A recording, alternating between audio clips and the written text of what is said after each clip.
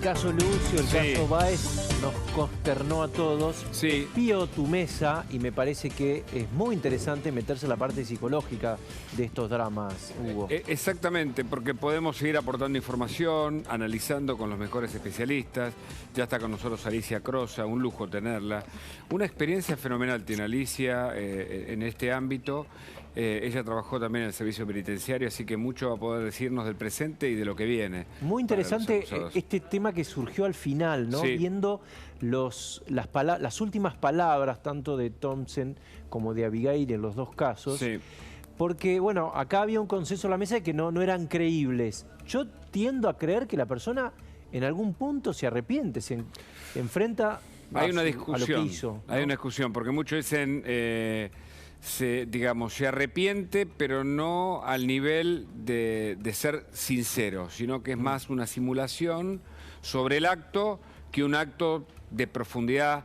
Viste que en el cristianismo se habla del arrepentimiento. Sí, Nosotros claro. Incluso hemos conversado sobre el tema. Bueno, mucho se ha hablado sobre los arrepentimientos a nivel de causa de corrupción. El arrepentirse incluye, vos sabés, ¿no? El cambio de actitud también. Sí, claro. ¿Viste?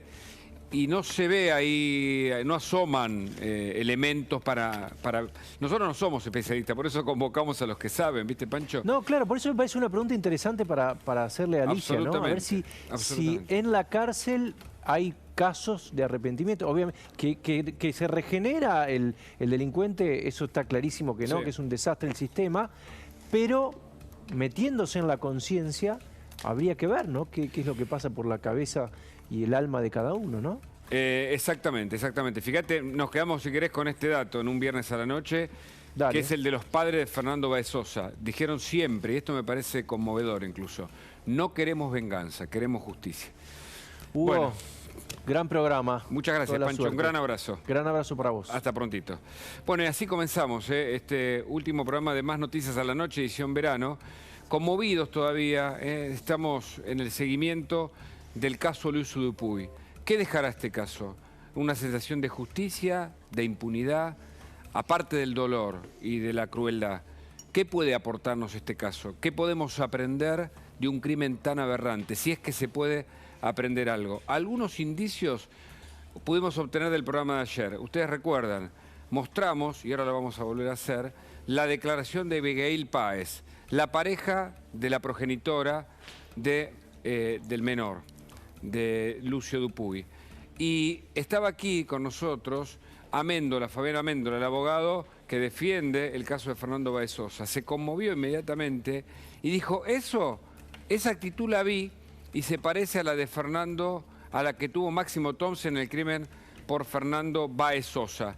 ¿Escuchamos lo que dijo Abigail?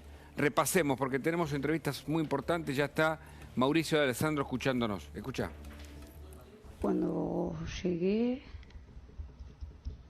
lo vi a Lucio y bueno, se estaba mandando un moco. Yo lo tomé del brazo y le pegué una patada en la cola. Le pegué y no me di dónde, la verdad. Ni sé por qué tampoco. Y sé que lo lastimé. Me di cuenta en el momento y intenté remediarlo. Luego lo alcé y lo llevé a la ducha porque pensé que iba a reaccionar. Él me intentaba hablar, estaba consciente todavía. Se bañó parado y me intentaba hablar, como decir algo, pero no le salían las palabras. Cuando voy a buscar ropa para cambiarlo, escucho un golpe y lo veo que él estaba tirado en el piso sin reacción. Nunca en mi vida viví una situación así, ni hubiera querido matarlo. Los datos que conocemos ahora indican que lo mantenían encerrado a Lucio Dupuy, que cuando los vecinos se acercaron y declararon además esto mismo en la causa, el nene estaba cerrado, comía, dormía y hacía todo en su cuarto, aislado, tal vez como un plan criminal, que es lo que la justicia de algún modo demostró con los veredictos. Pero fíjate lo que decía Máximo Thompson, para muchos el líder de esta manada de 8 acusados por el crimen de Fernando Báez Sosa. Mirá, ¿y es posible compararlo? A ver. Nunca en mi vida viví una situación así, ni... Máximo Thompson. Bueno, primero que nada quería pedir disculpas a la familia. Ni hubiera querido matarlo. Jamás hubiese pensado que algo así podría llegar a pasar. Gran trabajo de la producción para anotar algunos gestos. Mauricio de Alessandro está con nosotros. Gracias por esta entrevista. Mauricio, ¿cómo estás? Muy bien. No se parecen en nada, ¿eh? ¿No? Y coincido con Améndola. No, primero porque Abigail declara. Lo que está haciendo es prestando declaración indagatoria. Thompson no quiso declarar, se escudó en el silencio para evitar tener que confesar cómo fue el horrendo crimen de Baez Sosa, y lo que está haciendo son últimas palabras. Por lo tanto, es mucho más proclive a estar a derecho la actitud que me parece asquerosa, ¿no? Pero que es mucho más proclive a estar a derecho que la de Thompson, que se intenta beneficiar de esa falta de detalle de cómo fue el macabro crimen de Fernando Baez Sosa, mientras que Abigail me parece mucho más sincera. Me parece una basura de persona, pero lo cuenta en detalle, lo cuenta sentido y cuenta detalles que ni siquiera le convienen. Dice, le di una patada en la cola, luego se desmayó, no sé por qué le pegué, estoy arrepentida, pero además no sé por qué lo hice. O sea, reconoce el hecho. Thompson no. Thompson dice que nunca quiso matarlo, que nunca se le hubiese ocurrido hacer una cosa así y que pide disculpas. O sea, el arrepentimiento de Abigail es mucho más concreto, mucho más serio. Sin embargo, creo que la condena de Abigail va a ser más cruda y más dura que la de Thompson. Está clarísimo y hablas como un abogado experto. No, lo que decía Améndola es que notaba parecidos en los gestos. Eso es lo que decía ayer. Perdón. En las inflexiones, en la manera, en lo supuestamente compungido de sus maneras de expresarse frente a este hecho. Es decir, notaba, o sea, le quedaba a Améndola en la memoria reciente o permanente aquella declaración de Thompson, cierto momento de emoción que él veía que era tan simulado como en el caso de Abigail. A eso se refería. Claro, sí, Thompson claramente, lo de Thompson es parte de un montaje. Lo que creo que Abigail habló sinceramente. Está bien. Dijo que lo mató, lo reconoció y dijo, no puedo explicar por qué lo maté. Thompson no dice eso.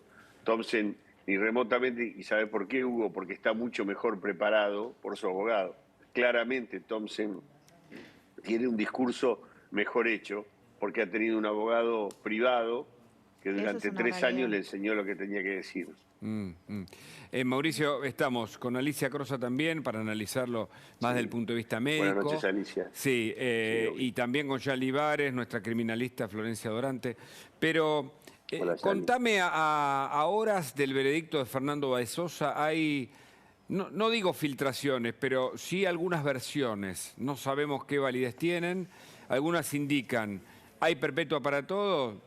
Muy dudoso, más bien se piensa en una condena dividida e incluso la posibilidad del homicidio con dolo eventual. Creo que vos lo dijiste en este programa, en alguna de las entrevistas, Mauricio. ¿Qué pensás?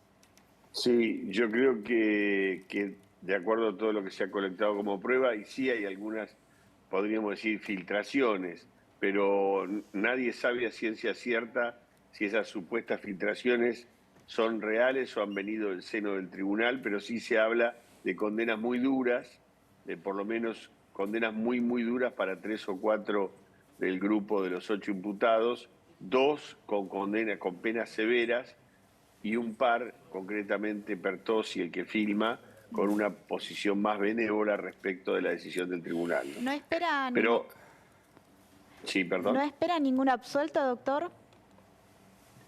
No, absuelto por la duda. Ustedes vieron, la mamá de Lucio fue absuelto por la duda y los fundamentos del fallo de La Pampa, que están, digamos, estos fundamentos quedaron disimulados dentro de la gravedad de la condena, una triplemente agravada, la otra doblemente agravada, las dos perpetuas, pero respecto del abuso sexual, la madre de Lucio fue absuelta y los considerandos pueden ser una especie de preanuncio de lo que podría ocurrir y es lo que intentó Tomei en la causa de Fernando Báez Sosa. Es Claramente interesante.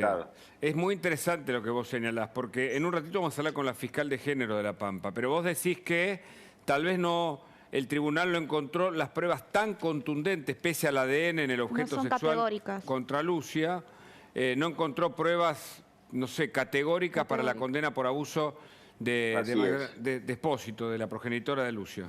Sí, y además lo absolvió por el beneficio de la duda, que es una posibilidad que otorga el Código de Procedimientos, y claramente se extendió sobre este punto y dijo, hay garantías que controlar, esto es justicia, no venganza, y por lo tanto no se le aplica el abuso sexual. ¿Qué efecto tiene el abuso sexual ahora? Hay que fijar la pena puede ser 35 años y de la otra manera podría ser 50. Quiero decir 3 cosas sobre ese fallo que, por lo que escuché hasta ahora, ha pasado inadvertido. Hay 3 citas de autores garantistas, Slócar, Aliaga y Zaffaroni, y citan el fallo, el fallo más importante respecto del beneficio de la duda en favor del reo, que es el fallo Carreras, es el que dio origen a la película Horror Ratty Show, donde Carreras fue condenado a prisión perpetua y luego la Corte Suprema entendió que, habiendo dudas sobre la verdadera responsabilidad de Carreras, había que hacer lugar a ese beneficio en favor de Carreras y Carreras fue absuelto. Estos son los precedentes que seguramente estuvieron en cabeza de Tomei el día que decidió hacer su alegato y son el verdadero peligro con que se enfrenta la querella y la fiscalía respecto del homicidio de Báez Sosa. En el caso Lucio, después te voy a preguntar por el tema género o el tema odio, tampoco hubo condena en ese sentido, pero antes, si me permitís, Jan Libares tiene unos chats para que analicemos juntos. Mauricio, a ver. Exacto, Hugo, porque vos sabés que este juicio tuvo cerca de 18 jornadas en total, en la cual hay un periodo de presentación de prueba. Ustedes lo decían, la autopsia, historia clínica, pero esta fue una prueba fundamental para el tribunal. ¿Qué les estamos mostrando? Diálogos que tuvieron en su momento tanto Abigail Páez con Magdalena Espósito Valenti. Entonces, se titula Golpiza, manipulación y abandono. Abigail Páez dice, igual la ligó ahora. Ya hace una referencia de que golpeó a Lucio. ¿Por qué? Porque la madre le pone, bueno, pero no le pegues mucho. Metele unos sopapos nomás. A lo que Abigail Páez le dice, no, pero la cara no se la toqué. Está trepado y se cayó, pero sigue todo ahí. Y lo bañé 2 veces porque la primera fue donde vomitó. Lo bañó y vomitó. ¿Por qué vomitó Lucio? Porque eran tales los golpes que le daban que hacían que el nene termine devolviendo. Continúan los diálogos.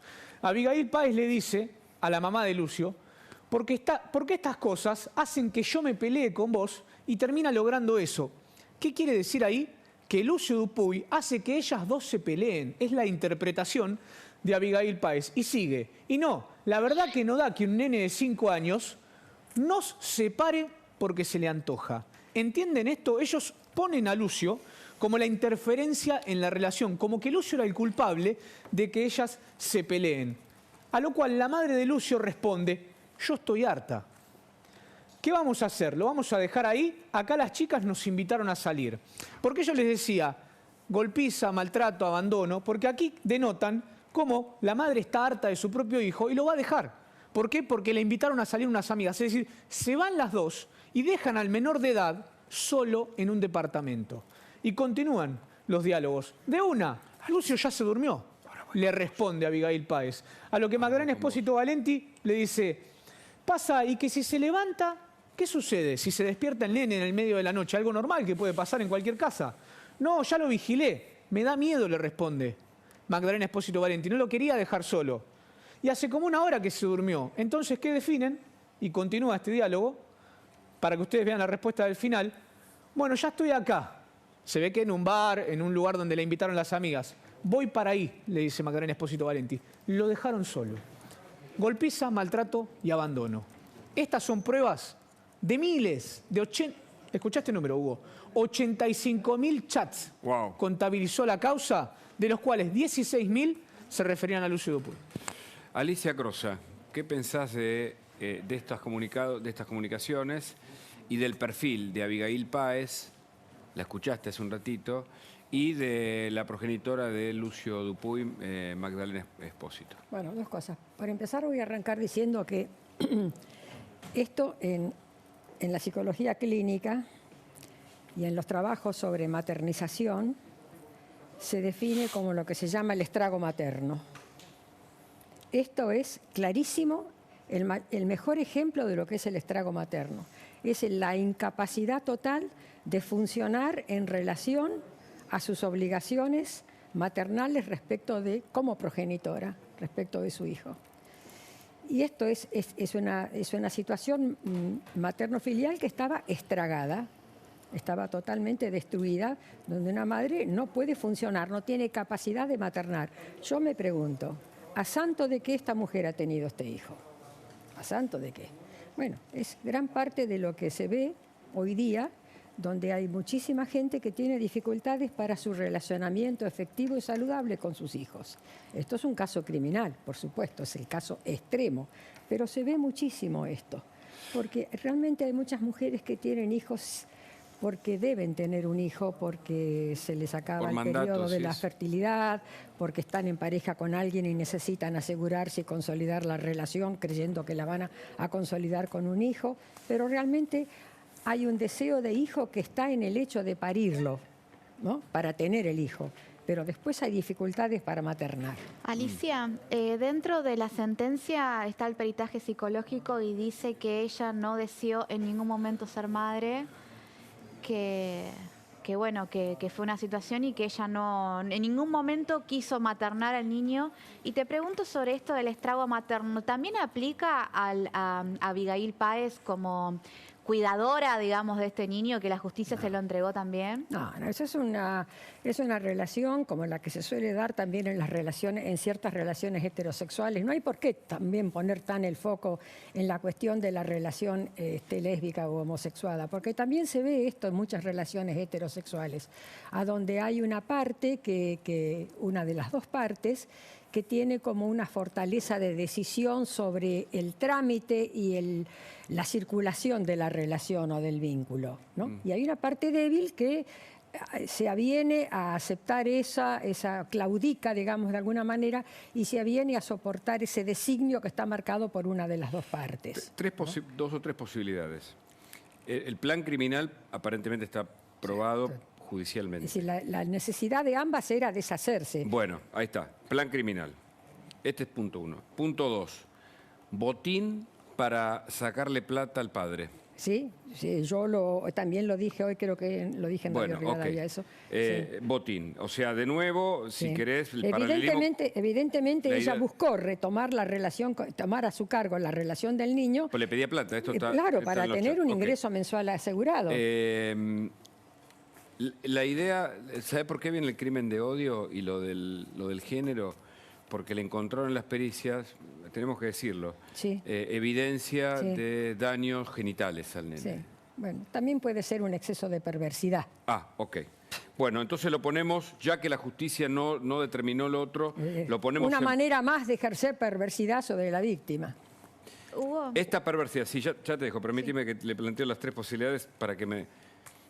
Este exceso de perversidad tiene que ver con lo que vos dijiste un día, creo, que es el placer que se obtiene con la perversión. Sí, en algunas personalidades psicopáticas violentas, muy patológicas, hay como una especie de goce, ¿no? Es decir, el concepto de goce que se ve en la psicología lacaniana, ¿no? Que no es el goce de gozar como el placer, es el goce de lo perverso, ¿no?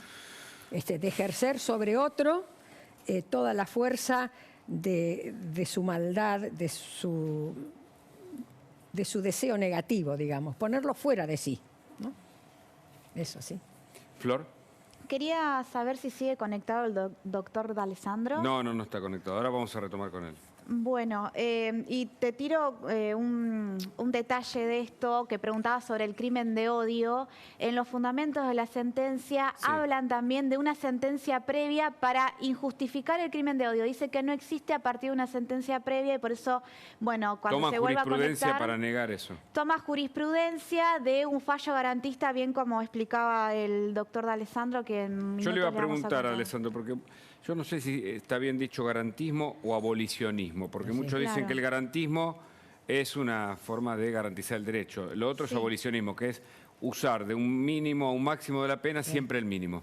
Ya, Olivares, ¿tenés más datos para seguir analizando, por favor? Exactamente, Hugo, porque hay más diálogos para que ustedes sigan comprendiendo cómo en el tiempo se fue extendiendo el accionar de las dos asesinas para con la humanidad de Lucio. Y en ese contexto, esto se titula Lucio les tenía pánico y ellas lo odiaban directamente. ¿Por qué? Magdalena Espósito Valenti, progenitora de Lucio Dupuy. El problema en nuestra vida es él. Y ahí lo tienen ustedes bien explícito, que el problema es él en nuestra vida. La propia madre diciéndole a su pareja, el problema en nuestra vida es Lucio. A lo que le contesta Abigail Páez, a veces siento que me tenés miedo como Lucio. Repito para que lo entiendan, a veces siento que me tenés miedo como Lucio. Ella ya acepta que Lucio le tenía pánico cuando la veía, en consecuencia de la golpiza continua y la tortura que ejercía Abigail Páez sobre él. Magdalena Espósito Valenti le contesta, solo te pregunté para saber, porque quiero que se vaya y no quiero que nada retrase eso. Quería que su hijo se vaya. ¿Por qué? Porque acá dice, yo hablo con el chabón. ¿Quién es el chabón? El padre Cristian Dupuy, el padre. Y me dijo que le avise que él lo viene a buscar a Lucio y que no me preocupe, que Lucio va a estar bien y que lo que menos quiere es que me arrepienta de mandarlo. ¿Qué es este contexto? Siempre hacían lo mismo. ¿Qué hacían, Hugo? Y a todos, obviamente, jugaban con la desesperación del padre. Un dato simple que nos aportó Nacho Damonte hoy. ¿Saben lo que hacían en plena pandemia con Lucio? Para que haga una videollamada con su padre, con sus tíos, con sus abuelos, le cobraban 3.000 pesos. Si no me transferís 3.000 pesos, al nene no te lo siento delante de la computadora. Un solo ejemplo de manipulación que utilizaban. Y hay otra respuesta sobre esto, que vamos a repasar en instantes nada más, pero este es el contexto. Esto fue prueba dentro de la sentencia. Todo lo que nosotros estamos mostrando en estos días en La Nación Más es lo que utilizó el tribunal para entender cuál era la manipulación, cuál era absolutamente todo el contexto de lo que vivía Lucio Dupuy durante su último añito de vida. Alicia Crosa está con nosotros y estaba impresionada, ¿no? por estos chats.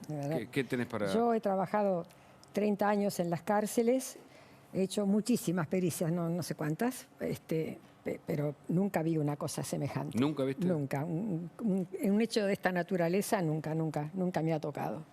Nunca me ha tocado. También eran otros tiempos. O sea, es una página del horror para... También eran otros tiempos de la sociedad. Ajá. Una relación de esta naturaleza no estaba tan expuesta como hoy día se ve así asiduamente. Pero un hecho así tan brutal como este nunca me ha tocado. Realmente yo creo que esto marca anales dentro de la criminología. Es una página negra de la criminología, pero que también va a servir el caso para ser estudiado. Esto marca anales. Yo lo comparé con el caso Ramoncito, el crimen satánico en Corrientes en su momento. No me acuerdo de ese caso. Bueno, no, yo ayer lo contaba, pero porque además de la crueldad estaba el rito, un concepto que si yo lo sumo al placer, al goce, estaba presente en aquel crimen. El niño como objeto. Sea para un ritual o sea para, no sé, un botín, para el goce de ellas o lo que fuera, para sacárselo de encima. Acá lo que había era que la criatura funcionaba como una interceptación en el supuesto goce pleno de la relación entre ambas, ¿no? Es decir, sobre todo más de una parte que de la otra. Pero es un hecho tremendo, verdaderamente tremendo. Yo estuve viendo un poco... revisando un poco la posición de ciertos psicólogos de mérito, como el caso de Winnicott. Por ejemplo, Winnicott no fue psicólogo, sino que fue un médico pediatra y es el fundador, digamos, de alguna manera del psicoanálisis infantil. Él trabajó en Gran Bretaña muchos años y entonces él resalta la importancia para el desarrollo psicológico de un niño de lo salubre, de lo sano que deben ser los vínculos iniciales, ¿no? Porque el niño tiene a través del otro, el otro representa su transmisor, y a través de la imitación y a través de la aprobación del otro va estructurando su propio sistema nervioso y su sistema psíquico, va estructurando su yo. El niño no nace con un yo. el yo lo logra a partir de su desarrollo psicológico. El yo que cuando el niño nace no tiene yo. El yo del niño es el yo de la madre. Jean, vos tenés algunas frases textuales que yo quería repasarlo con Alicia. Sí, efectivamente. Porque, por ejemplo, vos mirá lo que... Vos me decías, Hugo, el problema, yo te decía, ¿no? El problema es él en nuestra vida, la propia madre. Para que ustedes entren en contexto, Magdalena Espósito Valenti le dice a su pareja, el problema es Lucio en nuestra vida. A lo que contesta Abigail Páez, a veces siento que me tenés miedo como Lucio. Ya acepta que Lucio le tenía miedo. A veces siento que me tenés miedo como yo, le dice. ¿Qué claro, es eso? Porque el niño es parte de esa mujer, es parte de esa parte de la pareja. O sea, seguramente, esto es una interpretación que me permito hacer, ¿no? Sí, claro. Si me permite con libertad hacer una interpretación. Pero por supuesto, además porque como psicoanalista que soy. Claro. Yo creo que una de las partes sentía que su pareja, en este caso la mamá del chico, Magdalena, no era enteramente de ella, no se podía apropiar enteramente de ella porque estaba dividida por la presencia del niño que era parte de Magdalena, ¿no? Es una relación...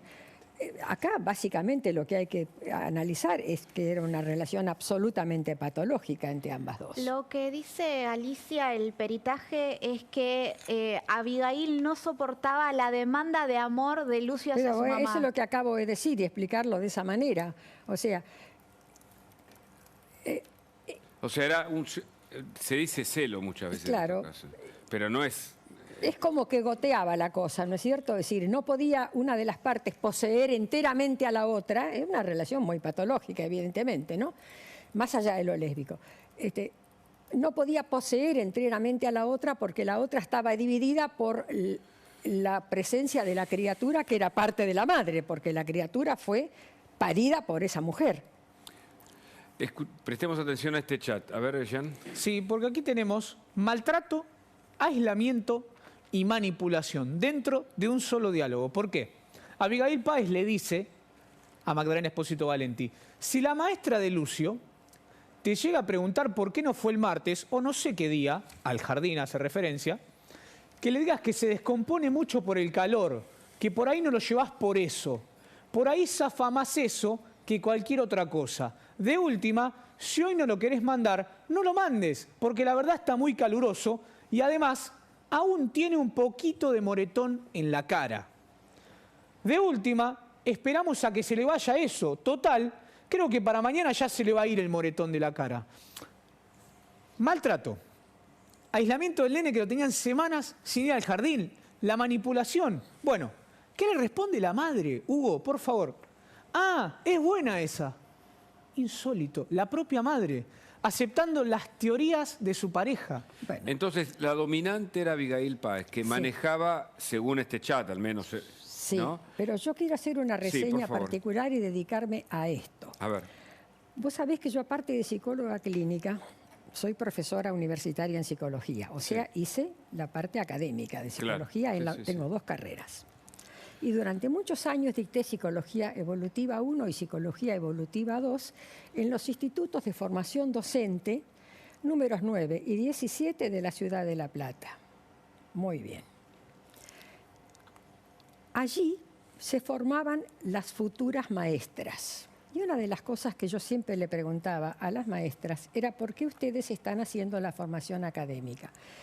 O la formación docente, ¿no? Algunas me decían, bueno, porque es una salida laboral accesible, porque podemos trabajar rápidamente.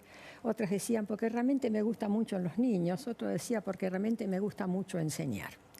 Yo, buscando un poco entre las cosas que he buscado estos días, porque este caso realmente me ha interesado muchísimo, tanto como el otro, ¿no? El de Baez Sosa, encontré este libro, que es uno de los libros iniciales. Este libro, que se llama El test del dibujo de la familia en la práctica médico-pedagógica. Es un libro de editorial Capeluz del año del cohete, viejísimo. Como este libro, hay muchísimos otros a los cuales podía haber accedido esas maestras del Jardín de Infantes de La Pampa. Que dejaron pasar. Acá están todos los trazados de los dibujos posibles que un niño puede hacer en instantes distintos de su propia vida. Cuando el niño llega a la mañana con sueño, cuando el niño se muestra a media mañana cansado, abatido, cuando el niño está perturbado, cuando el niño está contento. O sea, ¿qué pasó con estas maestras? ¿Qué formación tienen las maestras de este jardín de infantes que no pudieron detectar en ningún momento las dificultades que esta criatura traducía? Un niño que frente a una hoja que se llama protocolo, nosotros le llamamos protocolo a la hoja de dibujo, ¿no es cierto? Un niño que dibuja y que escoge dentro de la cantidad de crayones o de lápices o lo que sea, aquel oscuro, particularmente negro, y que entonces rubrica y que dibuja sobre todo en círculos y que no puede armar una estructura y que acompañado por la docente o sugerido por la docente sobre que dibuje una casita o un árbol o la mamá o el papá o el perrito o la tía o lo que sea, Alicia, el niño empieza a esbozar los síntomas. Exactamente. Sí, Jean. Alicia, usted sabe que leímos la causa y en un extracto marca que Lucio dibujaba personas sin los ojos. Eso dice una de las psicólogas que obviamente habló en el juicio, que es un signo de que el nene no quería ver la violencia que percibía. Y además dibujaba personas sin la parte inferior. ¿Qué dijo esta psicóloga en el juicio? Esto está en el expediente, que eso significa un claro síntoma de que el nene tenía abuso sexual. ¿Usted qué nos puede aportar ante estas dos evidencias?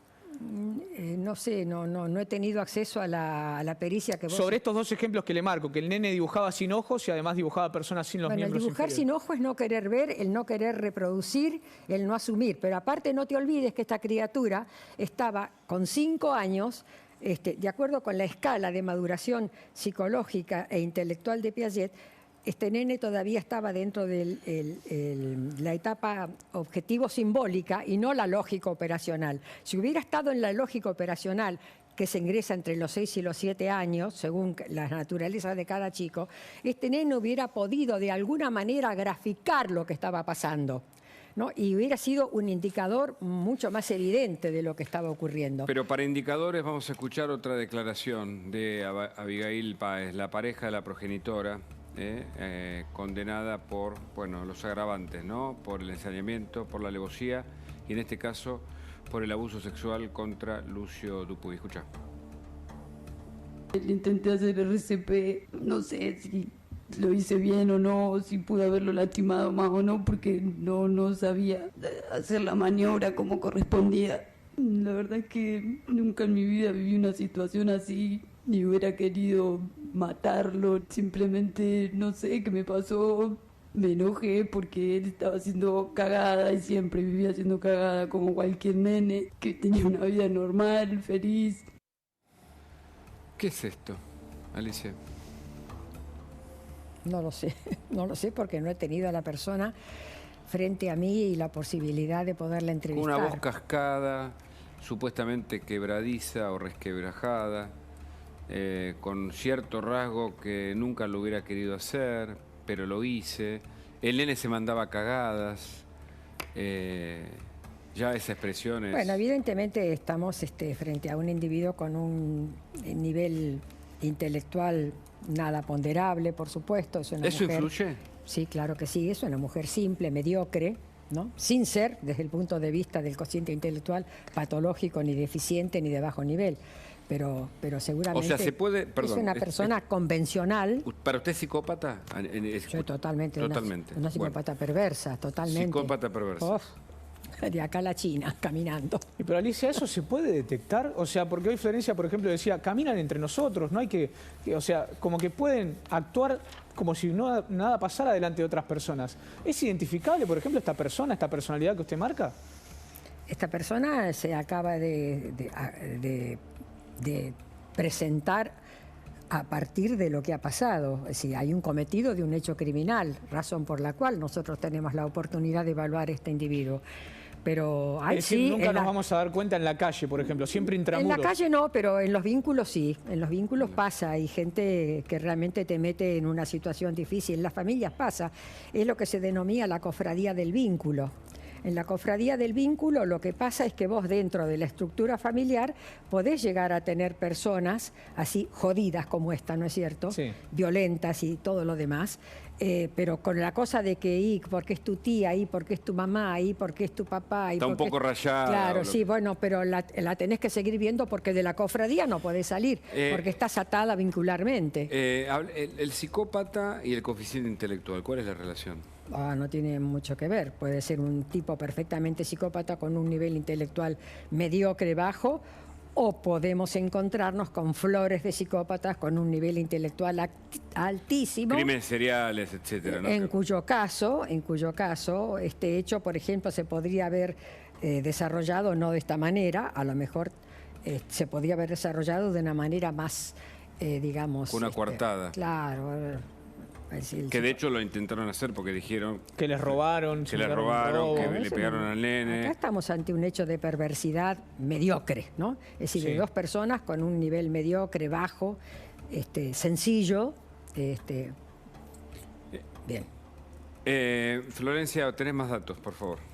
Sí, Hugo, esto se desprende de la sentencia, esto es parte del peritaje que le hicieron a las dos imputadas. Ayer hablábamos de la parte del peritaje en la que básicamente hablaban de Lucio, pero esta es la parte de la pareja, cómo se vinculaba Abigail Páez y Magdalena Espósito. Lo que dice los dos peritos que participaron de este examen, dicen que la modalidad de vincularse se asienta a partir de la identificación proyectiva, que como que una proyectaba en la otra y viceversa, y se le adjudica al otro una parte propia.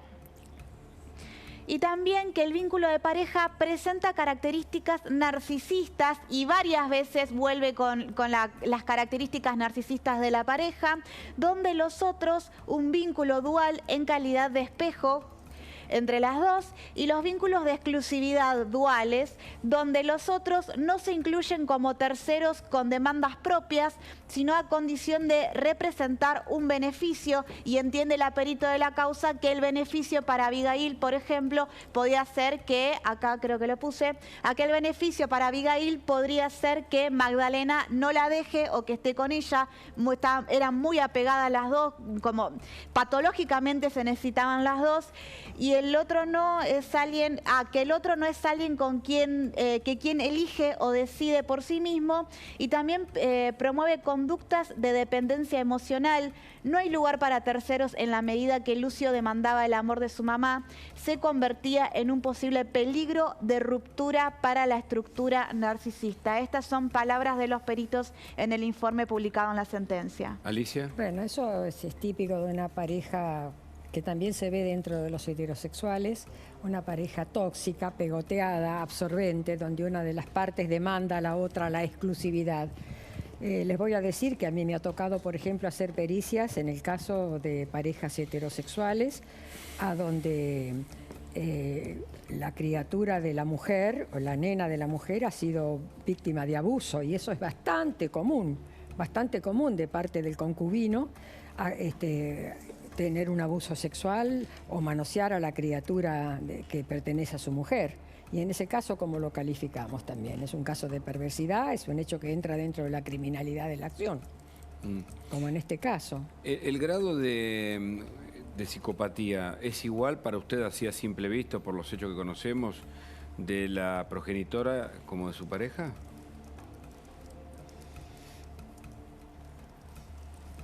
Me reitero una vez más, yo no la hice la pericia, no las conozco, simplemente opino desde afuera, como puede opinar cualquier profesional que está en mi rama. A mí me parecería que hay una parte que es mucho más violenta que la otra, en el sentido de que es la que ejerce la presión y el dominio, ¿no? Y que hay una parte que se defiende menos. Parecería desde afuera, pero no puedo.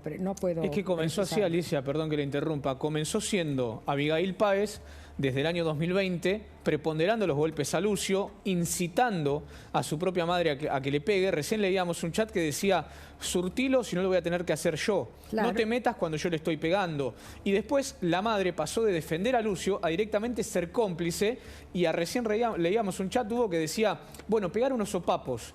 nada más. Es decir, avanzó la manipulación de Abigail Páez, hizo que hasta la propia madre lo entregue a Lucio para que lo golpee salvajemente. Voy a decir algo, mira, al respecto de eso puedo decir algo que se me ocurre en este momento, pero que es fáctico, no sé, puede ser.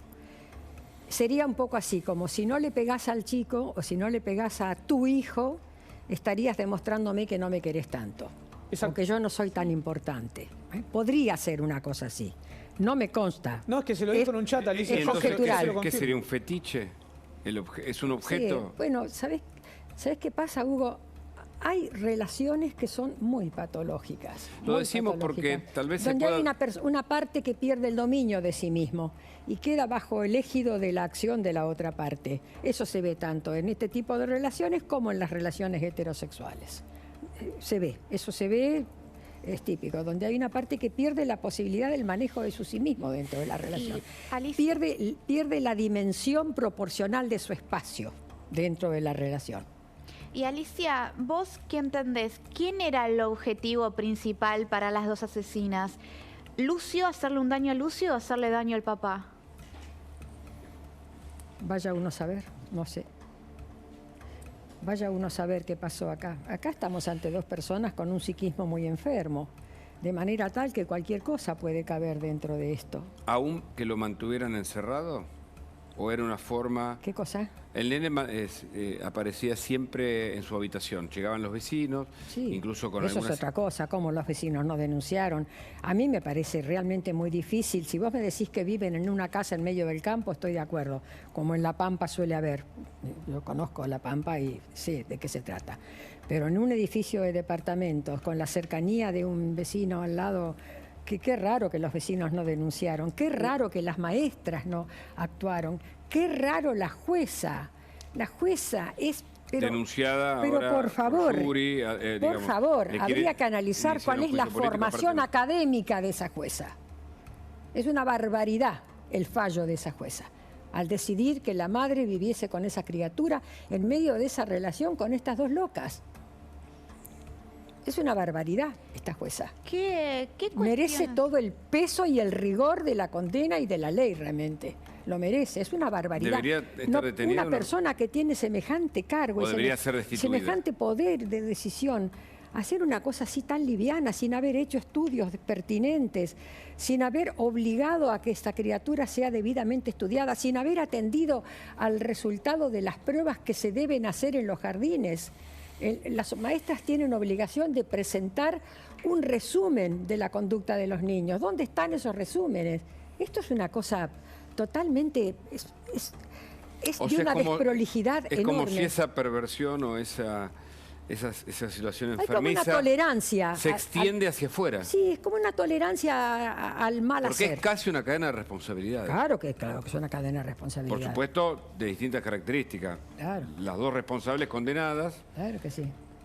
Yo no sé si sigue la jueza en ese orden, yo no sé si sigue la maestra o seguirá el médico que lo atendió. Y los profesionales médicos de los hospitales, es decir, los hematomas de una criatura, que la criatura que se presenta con hematomas, con golpes, pero ¿qué pasa? ¿Dónde están los informes? Acá hay una... Porque las leyes ya están para eso. Por supuesto que la ley Lucio va a aportar... Hay una desprolijidad. Acá se han dado un conjunto de situaciones que todas contribuyeron, desgraciadamente, a este terrible resultado, ¿no?, de esta criatura muerta. Vos decías muerta. algo que me impresionó. Vos decías que en el orden simbólico el nene no puede manifestar, todavía no está... Bueno, no sé, la etapa del desarrollo del lenguaje, que es la herramienta que más tenemos para defendernos incluso, ¿no? Bueno, yo a lo que aludía era a las etapas del desarrollo psicológico según Piaget, ¿no? Sí. Que son la sensorio-motor, los primeros tiempos. Que es uno de los primeros que hizo el objetivo infantil. Simbólico, luego el lógico-operacional, que es lo que permite hacer operaciones de matemática que tienen que ver con el primer grado, el segundo grado del colegio. Sí. Exactamente. Esta criatura estaba en la etapa objetivo-simbólica. ¿Qué significa? Que objetivamente funcionaba en razón de lo que vivía. No podía ser una interpretación del bien y del mal de lo que le tocaba vivir, ni siquiera compartirlo con otro compañerito. A eso voy. Claro, porque no hay un reconocimiento del sentido de valor de la conducta que estaba bajo la cual estaba. Puede haber sido un poco el nene, para incluso no sé si alivia esto. un poco inconsciente de lo que estaba viviendo, el infierno que vivía. Es que no es consciente todavía, Exacto, claro. porque no tiene capacidad de adjudicarle, no tiene juicio de valor sobre lo que estaba viviendo. No tiene juicio de valor a esa edad. Esa criatura no tenía juicio de valor. No podía decir, me pegan. Sí, podría decir, me pegan, pero es me pegan como me besan. Ah, está. Por eso Fue muy claro el ejemplo. Claro. Es decir, no tenía el concepto judicativo de lo que era el golpe. Alicia. Por estar justamente dentro de ese periodo. Vos fíjate que tampoco se hubiera podido hacer una cámara Gesell, porque la cámara Gesell se hace a partir de los 5 o 6 años y en determinados chicos. No se hubiera podido aplicar, ¿qué cámara Gesell se van a aplicar acá con esta jueza y bueno, con estas docentes, desde ya, ¿no? Pero bueno, llegado el caso, si la criatura no hubiera muerto y si la criatura hubiera sido lesionada, gravemente lesionada, se hubiera recuperado, se hubiera podido hacer... No se puede hacer esa edad, porque la criatura todavía no tiene una estructura psicológica adecuada como para poder definir el juicio de valor sobre los actos y las conductas. Es lo que le tocaba vivir, es eso. Él no le podía decir a un nene, a mí me pegan, ¿a vos te pegan? Claro. A mí me muerden, ¿a vos te muerden? Eso era lo que le tocaba vivir, estaba enclaustrado dentro de eso, pobrecito. Ese era su estilo de vida. Alicia, la asesina tiene una justificación, ¿no? Que ella da, dice, yo le pegaba, es injustificable, esto lo quiero aclarar, pero dice, yo le pegaba porque Lucio se portaba mal, ¿no? Dice, toda esta respuesta era porque supuestamente él se portaba mal y ellas eran así de salvajes con él por esto. Ahora, ¿cuál es la génesis del abuso sexual? Eso también me... ¿Cuál es la justificación que ella se da una justificación a sí misma? ¿Cuál puede ser la justificación del abuso sexual? No sé si reconoce. ¿La imputada reconoce que hubo abuso sexual? No lo reconoce, bueno, entonces, pero sí logran vincularla a Abigail Páez. Estoy al tanto de eso. Pero si la imputada no lo reconoce, no solo no lo reconoce, sino que además dice que es mentira, lo niega, y después cuando se le habla el tema género, también lo niega y dice, si yo estoy haciendo un tratamiento para transformar en varón. De hecho, está haciendo un tratamiento para eso. Está transformada en un monstruo antes que transformarse en varón. No, es que además, por ejemplo, podemos decir que hace tan solo unas horas unos colegas pudieron acceder a hablar con la familia, Hugo, de Abigail Páez, y su hermano fue tajante. Dijo, ella odiaba a los varones. Entonces, estamos ante una contradicción muy grande, que no se explica, que no se entiende. También habló la madre de Abigail Páez. Ellos insistían en que hasta hace un tiempo la visitaban en la cárcel y que después de enterarse lo que marcó la autopsia y todo lo que se desarrolló en el juicio, que no la quieren ver más, que no la quieren visitar más, y que en una parte su hermano declaró que Abigail Páez en ciertos momentos de la vida de Lucio lo vestía de color rosa. Que ella tenía tanto odio hacia el varón que trataba de vestirlo como si fuese una nena. Bueno, eso está indicando justamente lo que dijimos en un tramo anterior. Es decir, estábamos ante una madre, la madre de ese niño, que no tenía capacidad de organizar la vida de su hijo. Ahí lo que debería haber pasado es que la madre tuviese una relación con su hijo y que eso lo pautara dentro de la conducta de la pareja. Eso es lo que cabía, pero no se pudo hacer porque son dos personas muy enfermas. Enfermas, pero no inimputables. Totalmente, son imputables, totalmente imputables. Totalmente imputables. No sé qué puede pasar, porque acá hay una condena el 13 de febrero lo sabremos. Claro, es decir, doblemente calificada, doblemente calificada, o sea que hay muchísimos, triplemente hay por delante muchísimos años de prisión y bueno, dentro de la prisión hay mucha gente que se aliena. Ramón Dupuy. ¿Qué significa eso? Perdón, disculpa. Sí, no. ¿Qué significa? ¿Qué cosa que significa? Que se aliena. Y hay gente que se enferma, que se enloquece dentro de la cárcel. ¿Qué novedad? Eso no es ninguna novedad. O sea, hay gente que no puede soportar el peso de la prisión tan larga. Son 50 años. Claro. ¿Qué pasó con Robledo Puig? El caso de yo me acuerdo, yo tenía... Cumplió 50 años en prisión. Bueno, yo me acuerdo días. que yo lo entrevisté a Robledo Puig, nada más ingresó a los primeros días que él había ingresado. Y era un adolescente, parecía un chico joven de 17 años y tenía 20 o 21, una cosa así. O 20 tenía, me acuerdo. Y se ha pasado toda la vida internado, o sea, está institucionalizado. Cuando te toca estar en una condena larga de prisión de tan larga como esta, o te institucionalizás o te vuelves loco. No, y no quiero pensar lo que pasa también en el mundo tumbero con quienes cometen este tipo de delitos. Sí, exactamente. También el mundo interior de la cárcel es algo muy duro, es algo muy duro, es algo Salvo muy difícil. que se refugien en un pabellón evangélico. Sí, y además también se da un poco esta cosa de que hay muchas otras presas, ¿no es cierto?, u otros presos, que de pronto es como que sienten la necesidad de aliarse con la víctima, ¿no? Sí. Con lo que ha pasado con la víctima, y entonces condenan también al par. Eso Sí. también se ve. Es decir, la vida del interior intramuros es muy difícil. Muy difícil. Alicia Crosa, gracias.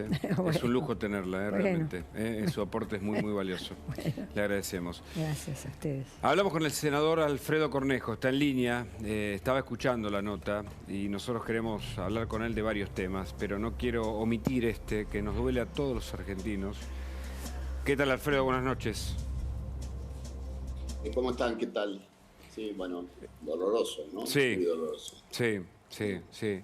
¿Qué piensa, Alfredo? Usted que es un hombre, además de dirigente político, senador, con vasta experiencia de cuestiones más de la vida, humanas, ¿qué piensa de estos hechos? ¿Qué tienen que ver con la Argentina actual? Hablamos de este hecho y hablamos de Fernando Báez Sosa. Ayúdeme con una reflexión.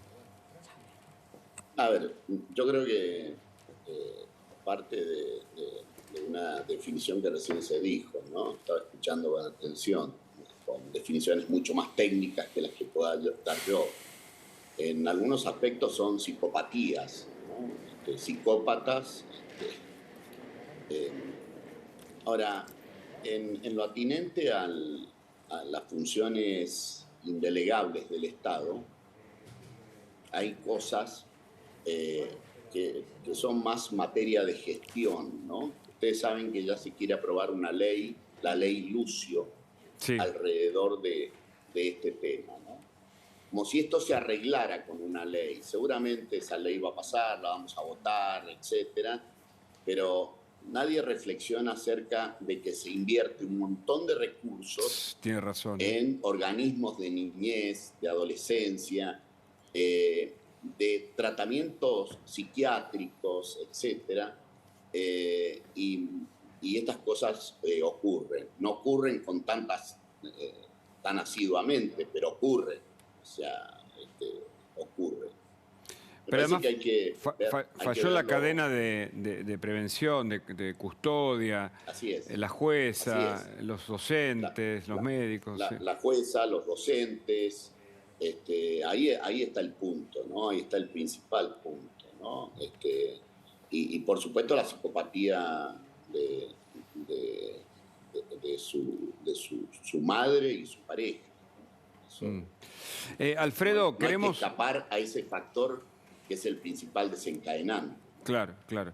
Tenemos varios temas, sobre todo queremos comenzar por el otorgamiento del gobierno de tierras en Mendoza, 26.000 ya son las mencionadas, nominadas, a los mapuches. Y también, por supuesto, si llega a avanzar o no hacia el Senado el juicio político a la Corte Suprema de Justicia. Si usted es tan amable, me espera un minutito, un poquito más, menos, y conversamos largo. Gracias.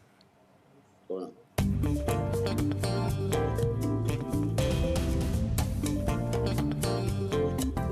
Bueno, estamos con el senador Alfredo Cornejo. Le preguntamos sobre un hecho político que impacta, no solo porque, bueno, suena, fuera de eje en lo que está haciendo el gobierno en este momento, cuando acaban de detener a Jones Wala, uno de los líderes de los encapuchados del sur que cometieron hechos también terroristas en Chile, en medio de la extradición, y el gobierno le dona tierras a los mapuches, algo así como 26.000 hectáreas están propuestos dentro de la provincia de Mendoza. Alfredo.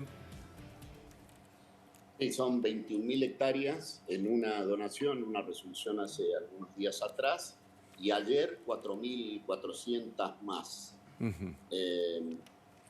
Acá cabe aclarar que los mapuches no han vivido en Mendoza y no han vivido y no vive ningún mapuche en Mendoza. Es decir, hay ONG que se autodenominan mapuches, pero no tienen ningún tipo de antecedentes al respecto. Como bien dijo el titular del INADI en varios reportajes, se autoperciben mapuches, ¿no? Es una cosa insólita, y el gobierno le reconoce derechos sobre tierras que tienen un valor inconmensurable. Hay 61 pozos petroleros en una, en otra es la lengua norte de Vaca Muerta, es la Vaca Muerta de Mendoza. ¡Qué bárbaro! En otras hectáreas es el paso Las Leñas. Nada menos. Un paso entre nada más y nada menos que el paso Las Leñas, que es un paso a Chile también, cercano que pasa por el complejo Las Leñas. Una parte es parte del complejo Las Leñas. Hay riquezas mineras en el lugar. Realmente es un problema que no existía en Mendoza, que estaba circunscripto a la Patagonia y que el gobierno nacional lo ha traído aquí, ¿no? Eso, Cornejo, ¿qué con tal? estas resoluciones. Buenas noches, Paula Rossi lo saluda. Conocíamos situaciones de este tipo, más que nada en la Patagonia, y ahora surge este caso de Mendoza, porque, bueno, usted se ha expresado públicamente, también lo hizo el gobernador, por supuesto en disidencia con la postura del Instituto Nacional de Asuntos Indígenas. Entonces, la pregunta es, ¿qué pasaba en esas tierras antes? Porque como no conocemos tanto el caso, por ahí usted nos puede contar un poco. ¿Qué es lo que había? Ahora se les reconoce con, bueno, esta titularidad, podríamos decir de alguna manera. ¿Qué había antes? Bueno, antes, millones y millones de años. No, antes me refiero a estos grupos estaban ocupando esos lugares desde hace cuántos años. No. A ver, antes hay pehuenches, hay huarpes en Mendoza, pero no mapuches. Claro. ¿no? Ahora, estas ONGs son 2 ONGs que invocan ser mapuches y se les reconoce el derecho a reclamar, a poseer esas tierras, no porque la estén ocupando en este momento. Claro, eso quería saber. No las están ocupando en este momento, ni siquiera eso. Eso era lo que le preguntaba. Entonces, puede que haya algunos reclamos de puesteros del lugar que no se reconocen, que no van por la vía de reconocerse mapuches o indígenas, pero que sí tienen una posesión sobre ciertas tierras y sus familias hace 80 años atrás. Claro, pero son puesteros, se discute... Claro, exactamente. Son puesteros, se discute ley veinteañal, usucapión. Pero ¿por qué esta decisión política, Cornejo? Y ellos han obtenido fallos de la justicia mendocina favorables y no favorables en esos procesos. Pero ¿por qué el gobierno nacional toma una... No, ¿por qué el gobierno nacional toma esta decisión en medio del conflicto en la Patagonia, con estos encapuchados? Se habla de los montoneros detrás también actuando. ¿Qué tiene? ¿Simpatía por los vándalos? Yo creo que es una mezcla de ideología con negocios detrás. Porque en Vaca Muerta, en Neuquén, hay discusiones de negocios también en todos esos temas indígenas, ¿no? Pasar por ese lugar, cobrar un tránsito, etcétera, ocurre en Neuquén, no es que no ocurra, no se visibiliza tanto, pero eso está ocurriendo. Detrás de esto también puede estar montándose un objetivo económico. Lo ideológico está claro, en el gobierno convive gente que hace un discurso como Massa, que quiere un capitalismo relativamente serio, con gente que tiene estos planteos. Mire, le voy a dar un dato que es de la ciencia, no es mío. El 57% de los argentinos tiene raíces amerindia. Es decir, 57% de los argentinos podría reclamar tierras en la Argentina con ese razonamiento, ¿no? Es decir, podía probar que tiene una pequeña el planteo aparece racista, pero la cláusula constitucional originaria es reconocer a los pueblos originarios haber vivido en determinados lugares, no autopercibirse indígena. ¿Se entiende? Es decir, realmente es un planteo ideológico. No hacen participar al gobierno de la provincia.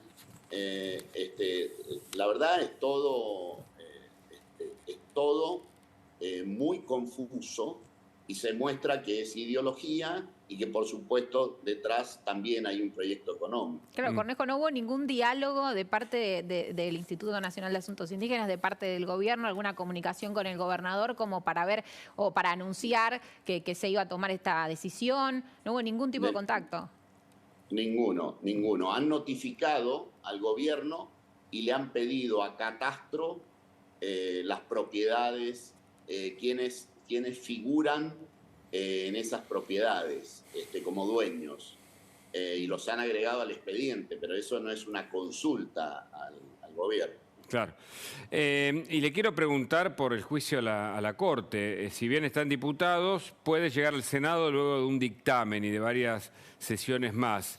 No tiene ninguna posibilidad. ¿Y no teme que se cumpla esto que está anunciando Capitanich, que es modificar a la Corte por decreto, algo que también el kirchnerismo más duro está proponiendo? Yo lo que he visto es que el kirchnerismo más duro propone cosas y que Alberto finalmente, después de procrastinar bastante los temas, los acepta, ¿no? Así que yo lo tomaría con más cuidado, ¿no? Al planteo de Capitanich. Ajá. Ahora, me parece que lo que tenemos que señalar desde mi punto de vista y creo desde la oposición, que este juicio político a la Corte es a los efectos de tener una narrativa y un discurso en plena campaña electoral. Es decir, nos van a tener citando testigos, generando noticias al respecto, aún sabiendo que no tienen mayoría para generar la acusación y probablemente nunca llegue al Senado. Pero creo que van a querer que delibere la opinión pública argentina con este tema, escondiendo la principal demanda ciudadana que tienen los argentinos, que son los temas económicos, ¿no? Los temas económicos son la clave de la demanda ciudadana, y con esto se trata de tapar esas cosas, ¿no? Todo el tiempo. Claro, claro. Ahora, no podemos soslayar cierta interna en Juntos por el Cambio. Ayer presenciamos un material que para muchos es menor, pero que fue difundido por todos los medios del gobierno, que fue la discusión por la política de seguridad, nada menos que en el caso Maldonado, a partir de las declaraciones de Arieto, que criticó a la propia Bullrich y cómo eso repercutió también en el frente. Yo sé que usted no es del PRO, pero le pido una opinión sobre justamente la oposición. Yo creo que nosotros tenemos que ser súper cuidadosos. La verdad que no sé qué motivó esas declaraciones, de no herir la sensibilidad de nuestro electorado.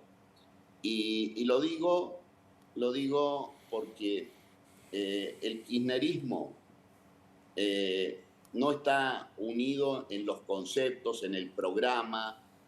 Convive gente que piensa diametralmente distinto, pero nadie sueñe que se van a dividir. Van a enfrentar estas elecciones unidos, porque el objetivo es conservar el poder.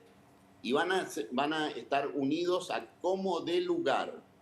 Y solo eso los hace competitivos. Y la narrativa de Cristina unifica a parte del Frente de Todos, y el patear para adelante los problemas económicos, que es la tarea de Sergio Massa, con complicidad con el sector financiero argentino que renueva todo el tiempo los vencimientos, hace que este gobierno termine su mandato y llegue a las elecciones competitivos, con lo cual Juntos por el Cambio debe mantenerse unido, no debe generar zozobra, debe ser una prioridad cuidarse entre los dirigentes, de Juntos por el Cambio.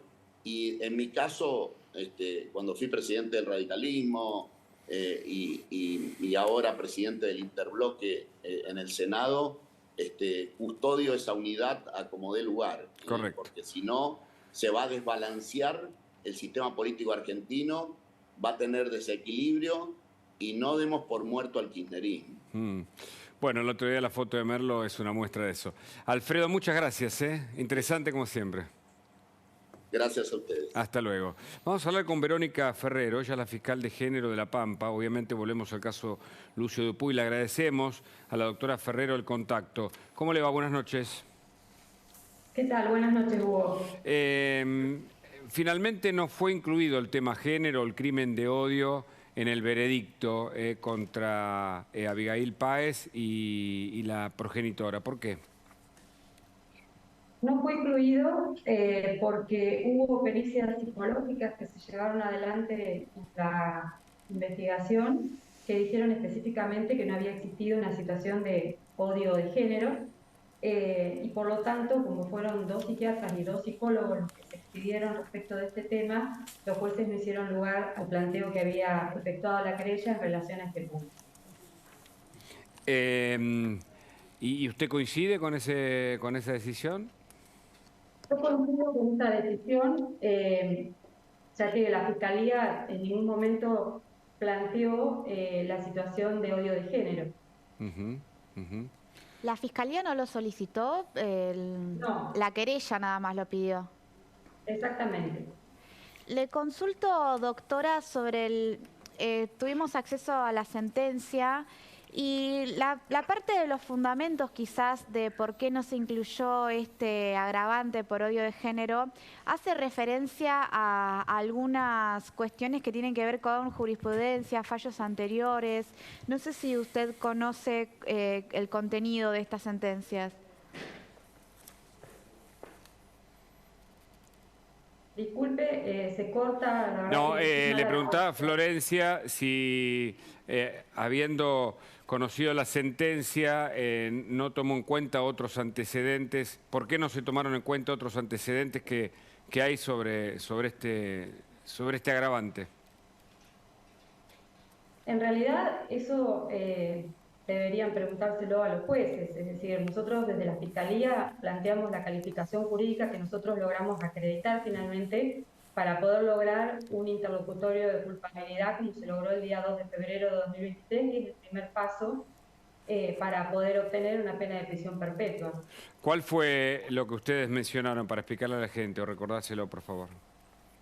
Sí, nosotros lo que planteamos fue el homicidio doblemente calificado en relación a Abigail Páez, esto es calificado por alevosía y ensañamiento, en concurso real con el abuso sexual agravado. Y en el caso de la madre fue triplemente agravado el homicidio porque es la madre, porque hay ensañamiento, hay alevosía, y además por el hecho de ser la madre, en concurso real con el abuso sexual también calificado. ¿Cómo se explica?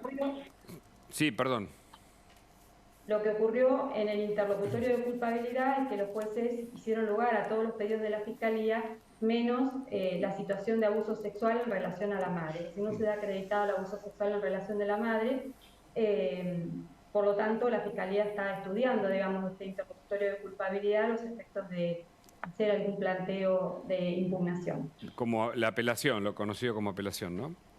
Exactamente. Nosotros acá tenemos un tribunal de alzada, que es el Tribunal de Impugnación Penal, correcto. Y se hacen en ese lugar. Cuénteme cómo se explica que no exista el tema género, si es que a Lucio lo vistieron de mujer. Entiendo que eso está acreditado, usted me corregirá si yo digo algo que no sea, o que sea impropio, que no esté probado. Y que además también tenía huellas de tortura en los genitales y eso, junto con algunas declaraciones, incluso habló el hermano de Páez, dijo que ella siempre odió a los varones. Lo que ocurre es que nos basamos en la prueba que pudimos recolectar durante la investigación fiscal preparatoria y la que se produce en el debate. Quizás en este caso se han dado muchas opiniones, pero sin conocer la prueba, digamos, que efectivamente se logró juntar para el debate. Si hay especialistas como los peritos, psicólogos y psiquiatras que intervinieron y estuvieron los 4 de acuerdo en relación a que no existía el odio de género, bueno, la Fiscalía no lo sostuvo por ese motivo. ¿Por qué la querella sí? Porque la querella tuvo un perito de parte, una perito que puso la familia, y a criterio de esa profesional sí existiría en estos hechos que usted acaba de mencionar la situación de odio de género. Pero de hecho los jueces no lo dan por probado, porque efectivamente es la única profesional que refirió esta situación y no surge del resto de la prueba. Entonces se sabe que, digamos, tiene que haber prueba de cargo suficiente para acreditar cada uno de los tipos penales, ¿no es cierto? Y en este caso no existe. ¿Es cierto que Páez, como algo verdadero o como coartada, se está transformando en varón? Lo que ocurre es que la identidad sexual de ambas no influyó en el delito. Ese es el tema que quedó probado en la causa. No, le pregunto... Pretende cambiar de género, ella alguna manifestación hizo al respecto. A eso me refiero. Está en su derecho de hacerlo, pero digamos, lo que determinaron las pericias es que lo mataron a Lucio porque ambas tienen rasgos de personalidad perversa. Generaron entre las dos un vínculo dual, en espejo, narcisista. Fíjese que los audios que se hicieron públicos de la declaración que hicieron ellas en el debate hablan siempre de ellas, de cómo cubrir su responsabilidad o de cómo ocultar y disimular la situación. Es decir, se preocupan únicamente por ellas, digamos. En ningún momento se las vio haciendo un duelo frente a un hecho tan conmovedor como es la muerte de un niño. Entonces, el fundamento, digamos, de por qué ocurrió esto es por esta cuestión que pudieron determinar los psiquiatras y los psicólogos forenses en relación a la perversión y qué relación pudieron generar entre ellas, donde Lucio era un objeto, no era considerado una persona, era un objeto de satisfacción para ambas, y lo culpaban, si uno analiza los chats y los audios que se hicieron públicos, lo culpaban de los problemas de familia o de pareja, mejor dicho, que tenían entre ambas. Y se fue generando, como ya lo mencioné también en el alegato final, se fue generando un plan de aniquilamiento que llevó al niño realmente a la muerte. Doctora, ¿cuál es la fundamentación que dan para pedir la impugnación de este punto absolutorio de Magdalena Espósito por el delito de abuso sexual?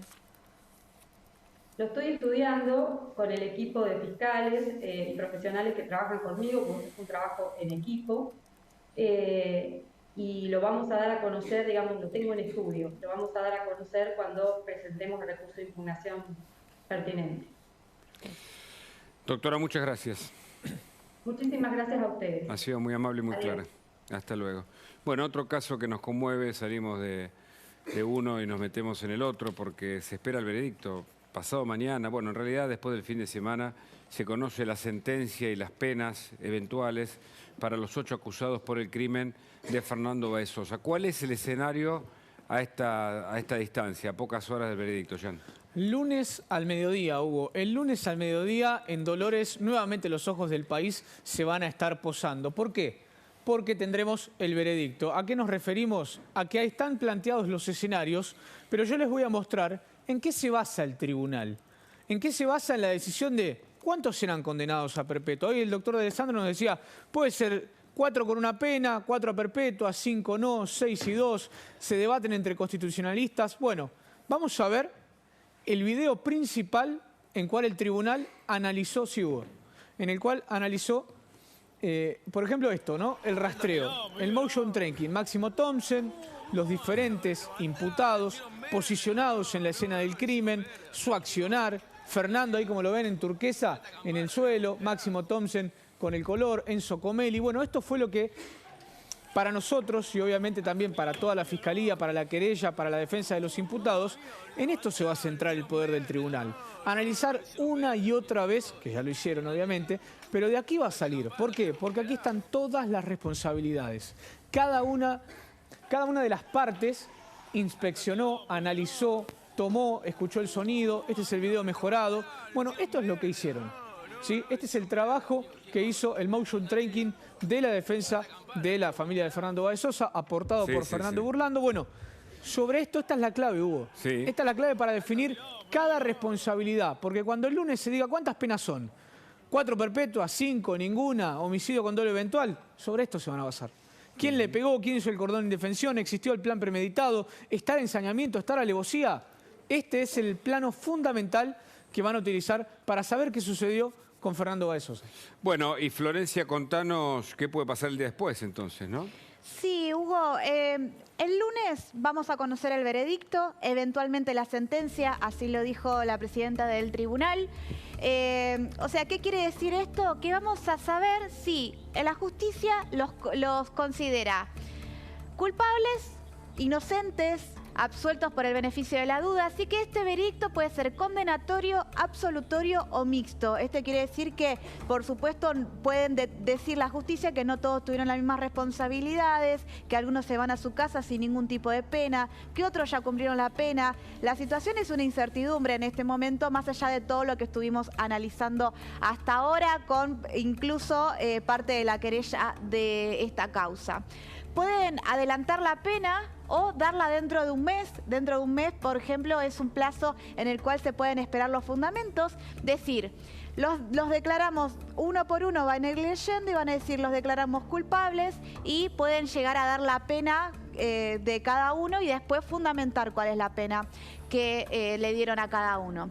Y hay todo un proceso larguísimo. Esto lo sabemos por muchas causas también que se hicieron mediáticas, que todo un proceso de apelaciones que comienza inmediatamente después de conocer la sentencia, que tienen un plazo de días incluso, y el primero es el Tribunal de Casación, que ya se estuvo hablando de casación en varias instancias de este juicio, cuando, por ejemplo, Tomei quiso hablar acerca de algunos puntos que él debatía. Bueno, eso se va a debatir en casación, que posteriormente se va a continuar. Y casación puede pedir un nuevo juicio, va a tomar elementos que tienen que ver exclusivamente con lo legal, no va a evaluar la prueba, y si cree que hay que evaluar la prueba, se pide un nuevo juicio. Y después, si es que no quedan conformes con el fallo de casación, se puede apelar a la Corte Suprema de Justicia bonaerense, que a partir de ahí, si la Corte Suprema de Justicia bonaerense llega a detectar que se violó algún tipo de garantía constitucional, también se puede apelar a el último recurso que tenemos en nuestro país, que es el recurso extraordinario federal ante la Corte Suprema de la Nación. A partir de ahí es el último límite que tenemos en la República Argentina, y posteriormente incluso se puede apelar a cortes internacionales. Fíjate lo largo que va a ser todo, sí, hasta que termine sin debatir de ninguna forma esta causa de los rugbyers. Excelente, Florencia, muchas gracias. Bueno, tenemos una mesa para Más Noticias a la Noche, edición verano. Última emisión de este programa, y mirá qué lujo que tenemos. Bueno, volvió un día el corredor. Me trajeron a la noche, mira, yo a esta hora suelo estar ya en la cama, mirándolos tranquilamente, pero... Porque te levantaste temprano para correr. Exactamente, por supuesto. El Tucu Costa con nosotros, y un amigo también, un hombre de la casa, como no, un gran escritor, además de bueno, psicoanalista, ustedes saben, alguien que opina sobre temas políticos y conoce mucho, con un bestseller, bueno, un libro que yo no sé si es bestseller todavía, pero está entre los más vendidos, que acaba de escribir, y es Federico Andajasi. Hola, Federico, buenas noches. Hola, Hugo, qué gusto. Qué gusto, bueno, estar acá en el último programa. Ya mereces vacaciones, Hugo. Sí, cada vez que paso por la Nación, exactamente, después de este programa. A cualquier hora. Todos le decimos, estás a todo. Impactante. Justamente. Pero vos, contanos, Paula, antes nos metemos en la política y varios temas más, con las declaraciones del presidente de hoy. Contanos. Bueno, porque fue Entre Ríos el presidente Alberto Fernández y causó mucha polémica una declaración que dio. Si querés, la vamos a escuchar y después te muestro la aclaración. Dale, por favor. Vamos a escucharlo. Y la verdad, pese a que algunos me criticaron, si tuviera que enfrentar eso, hoy lo volvería a hacer. Porque cuando veo hoy lo que vi en la isla del Puerto, me di cuenta que no estaba equivocado. Cuando veo que hoy la industria hotelera, la industria gastronómica está a full, ahora resulta que las quejas que yo escucho es que para ir a comer hay que esperar 2 horas. Bueno, bienvenido sea, bienvenido sea. Eso es más trabajo, eso es más alegría, eso es más disfrute para los argentinos y las argentinas. Sé que llegaste tarde, Federico, porque estuviste haciendo una larga cola, ¿no?, para poder comer. ¿Qué opinas de esto? Mira, Hugo, yo si no conociera al presidente, diría que es un acto de cinismo, ¿no? Porque realmente parece cínico decir esto, pero habiendo escuchado tantos desvaríos del presidente, yo creo que está tan distanciado de la realidad, tan distanciado de los problemas de la gente, que ni siquiera tiene ya a esta altura la perspicacia y la inteligencia para el cinismo. Creo que es pura estupidez, porque esto, Hugo, es una provocación. Es una provocación a la gente, es una provocación a la cantidad de gente que ya no tiene para ir a un restaurante, que no tiene para comer todos los días. Tenemos unos índices de pobreza, unos índices de indigencia, unos índices sobre todo de chicos que están sumergidos en la pobreza, que esto no se puede escuchar de otra cosa más que como una provocación. Realmente da mucha tristeza, mucha pena. En otro momento me hubiera dado bronca, pero creo que el presidente ya está en un punto que mueve a lástima. Pero si le faltaba algo, Paula, era el tuit o la comunicación de Gabriela Cerruti, ¿no? Bueno, porque el presidente en realidad cuando habla de esto, él lo que quiere es defender su estrategia en la pandemia, su estrategia sanitaria de hacer primar el cuidado de la salud por sobre las cuestiones económicas, y él quiere mostrar la recuperación, ¿no?, que se dio. Bueno, ahí... Quiere mostrar la recuperación que no es tal. Bueno, eso es lo que... Pero tiene el eco que es Gabriela Cerruti. Gabriela Cerruti, su portavoz oficial, que... Obviamente por las repercusiones que causó esta declaración de Alberto Fernández hoy en Entre Ríos con Gustavo Bordet, que no es un detalle menor, si se acuerdan del comunicado con la Corte y demás, dijo, estaba hablando frente a operadores turísticos, el presidente, y comparando lo que sucedía en los restaurantes durante la pandemia y ahora. ¿Alguna vez dejarán de desinformar o esperan a que la gente ya deje definitivamente de leer medios tradicionales? Se preguntó la portavoz oficial, Gabriela Cerruti, bueno, después de toda esta cuestión que sucedió durante el día de hoy. Lo acaba de tuitear hace un ratito. Pero es que lo que pasa es que Cerruti es la que le escribe el diario de Irigoyen. Porque Alberto Fernández tiene un diario de Irigoyen. El día previo, que hace todos los jueves su conferencia de prensa Cerruti resaltó que en la Argentina hay pleno empleo en 8 aglomerados urbanos. ¿Sí? Uno va a buscar esos datos y dice que en realidad no es pleno empleo, sino que están por debajo del 4%, alrededor del 4%, y según los economistas que ellos consultan, eso significa pleno empleo, porque nunca va a haber gente que esté sin trabajo, pues siempre alguno va a estar buscando o va a estar cambiando, entonces para ellos menos de 4 es pleno empleo. Cuando analizan de esos lugares, 4 de los 8 son provincias que la mayor persona, el mayor empresa entre comillas que contrata es el Estado.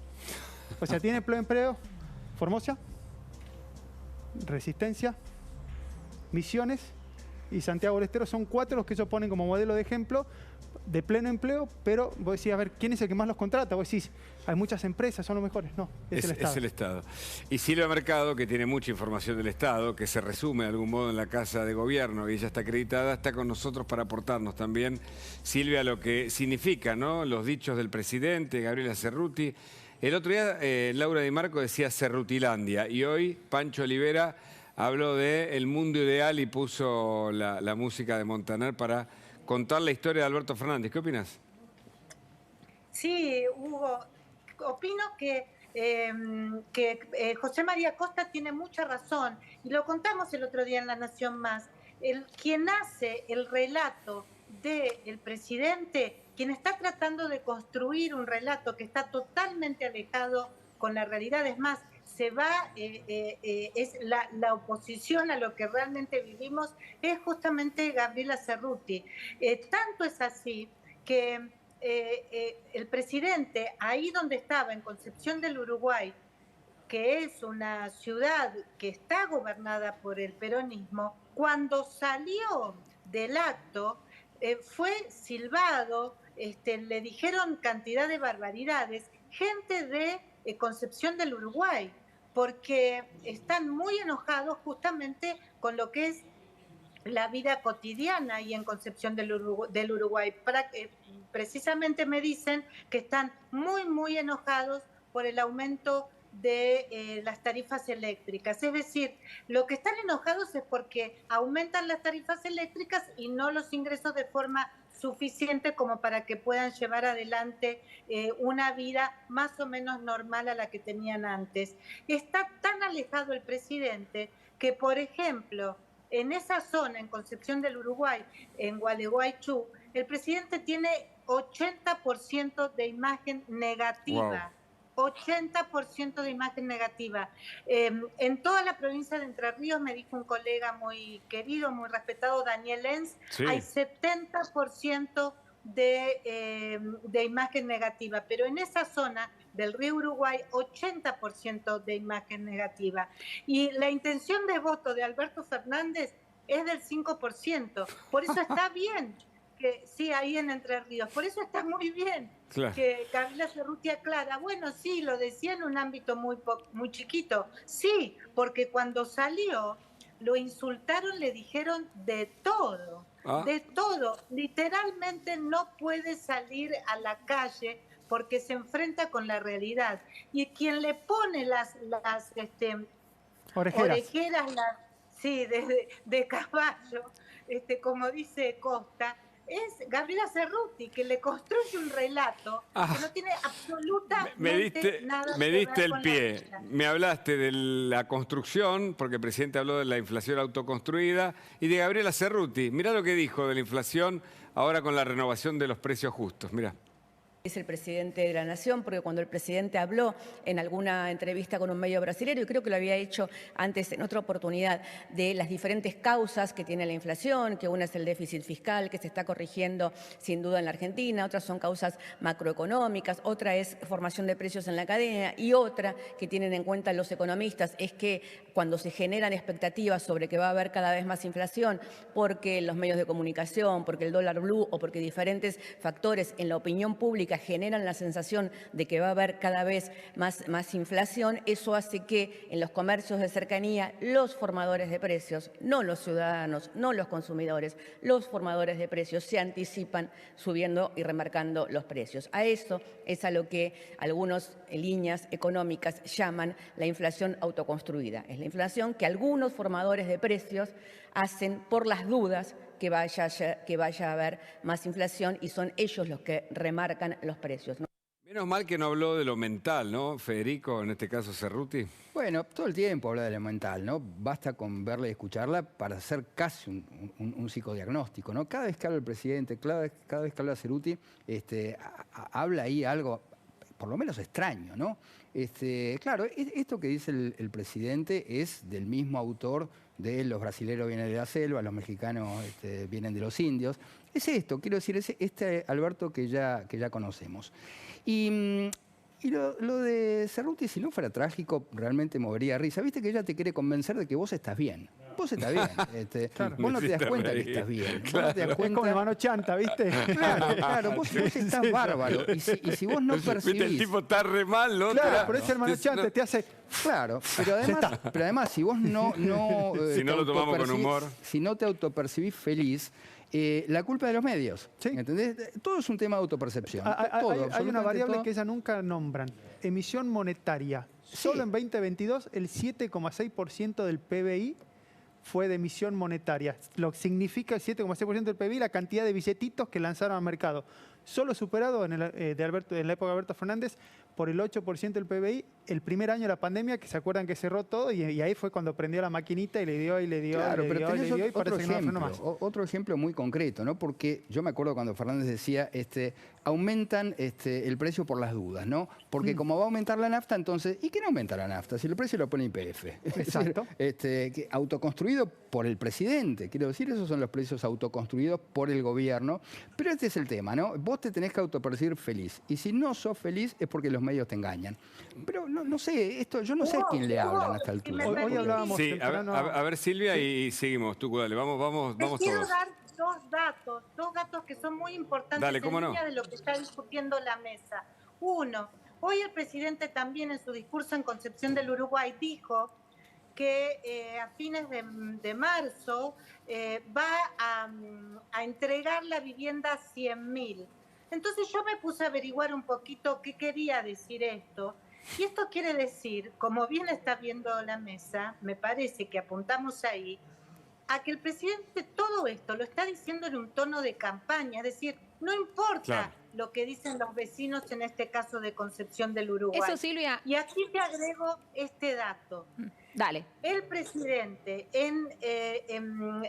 a través, en realidad, y por eso hay una especie de paz dentro del Frente de Todos, está encarando más precisamente podríamos decir el Ministerio del Interior, está queriendo realizar un nuevo préstamo, pedir un nuevo préstamo, se llamaría Plan Argentina Norte o Plan Patria Grande, algo así, para hacer obras, para iniciar en realidad obras y dejarlas en marcha.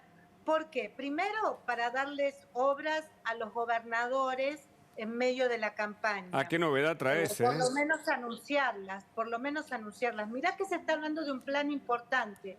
Está Paula Español atrás de esto, que hoy es funcionaria del Ministerio del Interior. Era la ex secretaria de Comercio. O sea que el título es ¿el gobierno prepara un plan de obras públicas o lanza un mega plan de...? Va a buscar un crédito en realidad, eso es lo primero.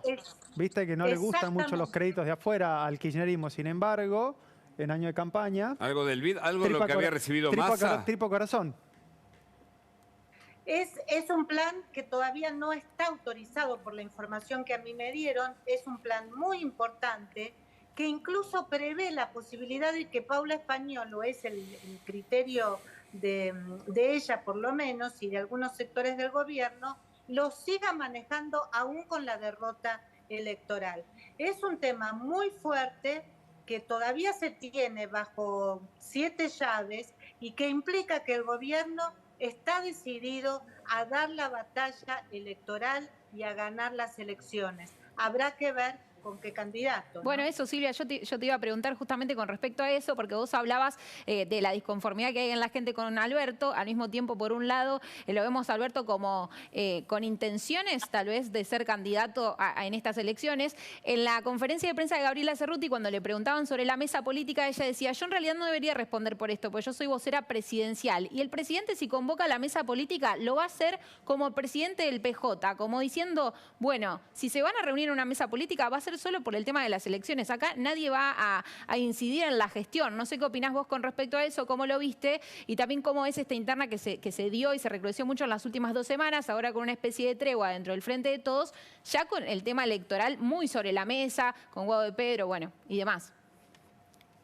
Bueno, exactamente. Gabriela Cerruti dijo ayer en la última conferencia de prensa que dio, bueno, yo soy portavoz del gobierno, no del peronismo, claro, pero igual habló como si lo fuera. No sé si le cayó muy bien a los demás sectores del peronismo.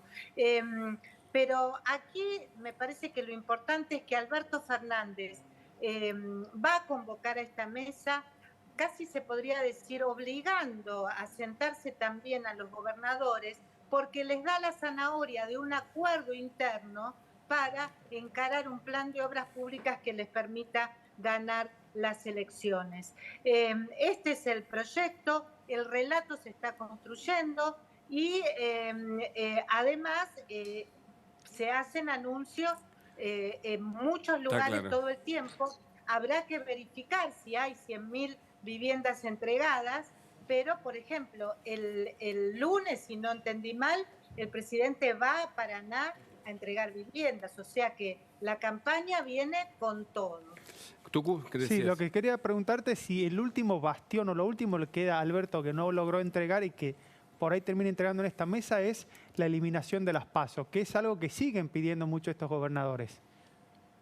Me parece que ya no hay tiempo, lo tengo ahí como tema para la agenda, me parece que ya no da y que bueno, lo que no hizo ya no va a poder hacerlo. Correcto, También lo que me parece que no hay que olvidarse que Bordet no firmó la solicitada pidiendo la remoción de la Corte. De la Corte, pero ojo, pero estuvo, pero sí la presidenta de la Comisión de Juicio Político es entrerriana y hoy estuvo en primera fila aplaudiendo al presidente. Está claro, está claro.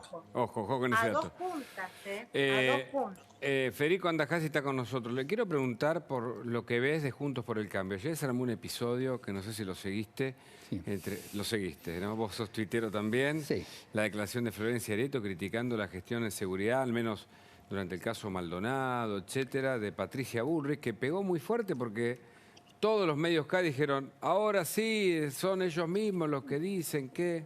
¿Qué pensás? Mira, muy desafortunadas, muy increíbles en un punto las declaraciones de Arrieto, porque ella fue funcionaria de Patricia Bullrich y uno sabe lo que padeció Patricia Bullrich, el invento, la construcción del caso Maldonado. Mirá, es cierto. Acá hay una cuestión muy clara, que hay un debate en la política argentina entre la mentira y la verdad. Ese es fundamentalmente el debate que es hoy. El caso Maldonado fue, yo creo que la mentira política por antonomasia, creo que es la mentira del siglo. Y Arrieto sabe exactamente lo que significa personalmente, no políticamente, para Patricia Bullrich, que se bancó de una manera, yo te diría, estoica, esa construcción, pero además a ella no le hubiera costado nada, y ella siempre lo dice, dar de baja a 3 o 4 gendarmes, decir, bueno, qué sé yo, aquí no pasó nada, y depositar la responsabilidad. De hecho, muchos le aconsejaban hacer eso. Y de verdad que fue absolutamente honesto, ético lo que hizo Patricia Bullrich de sostener la verdad hasta el fin. Sostener la verdad hasta el fin. Cosa que después se supo, quiero decir, esto que decía Arrieto... Que Santiago Maldonado se ahogó, exactamente, los esto peritos lo demostraron. No se sostiene. Realmente me pareció un acto de mala fe, realmente un acto de mala fe. ¿Y por qué? Incomprensible. Impulsado, vos que analizás las cosas. Mirá, ¿Qué ves detrás? ¿Ves un exabrupto? Después pidió disculpas. Sí, pero después tarde, después otra vez con recursos propios del kirchnerismo, reveló chats privados con Iglesias. Estuvo acá eso no se hace. Quiero decir, eso no lo haces en tu familia. Vos no le mostrás, qué sé yo, a tu mujer lo que te manda un amigo. Quiero decir, no se muestran los mensajes privados. Entonces me parece que hay dos problemas, ¿no? Una cuestión que está muy naturalizada en la política argentina, que es esta facilidad para cambiar de discurso, para cambiar de bando, para decir esto hoy, mañana lo contrario. Y cuando uno ve el recorrido de Florencia Arrieto, se da cuenta que esto es así. Quiero decir, pasó en muy poco tiempo por absolutamente todo el abanico político de la Argentina. Es muy desleal lo que hizo. De verdad que es muy desleal. Son cosas que no se hacen, y menos aún en este momento. A ver, concretamente lo que puede llegar a pasar, que es una posibilidad que nadie tiene que subestimar, es que el gobierno gane estas elecciones. ¿Que el gobierno? Claro que sí, claro que sí. Perdón. Es que hay dos motivos principales por los cuales el gobierno puede ganar estas elecciones, y tiene muchas chances de ganar. Sí, te escuchamos con atención. Primero, estas operaciones como la de Arrieto, que lastiman muchísimo el frente, muchísimo. Yo creo que Larreta debería tomar alguna medida ejemplar con esto para que queden claro que estas cosas no se pueden hacer. ¿Puedo decir porque Arrieto trabaja ahora para Larreta? Claro, absolutamente. ¿Tiene que ver con eso? Absolutamente. ¿Qué debería salir a hacer para vos? ¿De salir a decir algo o desmarcarse de los dichos de Arrieto? Yo creo que o apartarla del núcleo con el cual se está trabajando. Es muy nocivo para Juntos por el Cambio, es muy nocivo para el propio Larreta. Esto que hizo cayó pésimamente mal. Claro, porque aparte recordemos que estuvo del otro lado del mostrador justamente el año pasado Larreta cuando le hicieron la misma situación cuando fue lo de las vallas de Cristina. Totalmente. ¿Te acordás que después de eso se sentaron, o sea, Macri lo sentó a él y a Bullrich y dijo, muchachos, claro, porque lo que debajo del cinturón no se peguen. Pero está bien lo que está diciendo, está claro, pero me gusta la idea, o en todo caso me parece interesante lo que Federico, porque vos estás diciendo que están apostando a la fragmentación. Sí. Cuidado, porque hay dos puntos, ¿no es cierto? Esto que vimos ayer de Arrieto, que si se reprodujera en el tiempo sería muy peligroso, y otro, los libertarios. Cuidado con eso, cuidado con los libertarios, porque es increíble que el gobierno esté pudiendo aspirar a ganar las elecciones, ¿no? Con esta impopularidad. La única razón por la cual podría ganar el gobierno es por estas cuestiones que tienen que ver con estas fricciones en la oposición, pero sobre todo por Milei. Milei podría llegar a ser triunfar al kirchnerismo. Esto hay que decirlo con todas las letras. ¿Sí? ¿Vos creés que le tracciona muchos votos, muchos votantes de Juntos por el Cambio que al ver este tipo de fricciones pueden decir voy a migrar hacia un espacio libertario? ¿Vos decís que es funcional al kirchnerismo? Completamente. No digo que él lo sea voluntariamente, que yo tengo muy buena relación con él. El escenario político. Claro que sí. Claro que sí, hay que tener mucho cuidado. Entonces, ¿queremos derrotar al gobierno o no? Porque de verdad que lo que está haciendo la fuerza de Milei, hoy no habría dudas que el gobierno perdería. Perdería, pero completamente. Si vos sumás los votantes de Milei con los votantes de Juntos por el Cambio, es una paliza. Entonces, ¿vos estás de acuerdo con lo que plantea Tetaz, por ejemplo, de que las generales de la provincia de Buenos Aires sean un balotaje, básicamente, que las PASO se dirima y el que saque mayores votos en los pasos de todos los opositores sea el único que vaya a competir la Kicillof? Lo planteó López Murphy de algún modo, no sé si exactamente el escenario, pero dijo... hay que buscar cierta alianza, ¿no? Claro, bueno, es que son los dos modos. Vos tenés a López Murphy que me parece que efectivamente está buscando a toda costa la unidad y pareciera ser que hay, no sé si el propio Milei o algunos sectores de Milei, que están proponiendo la ruptura. Bueno, Milei habló en durísimos términos con respecto a algunas, sobre todo algunas partes de Juntos por el Cambio con las que él dice que no se podría aliar porque solamente buscan un cargo y descartó de plano. Hay que tener mucho cuidado porque está el futuro de la Argentina.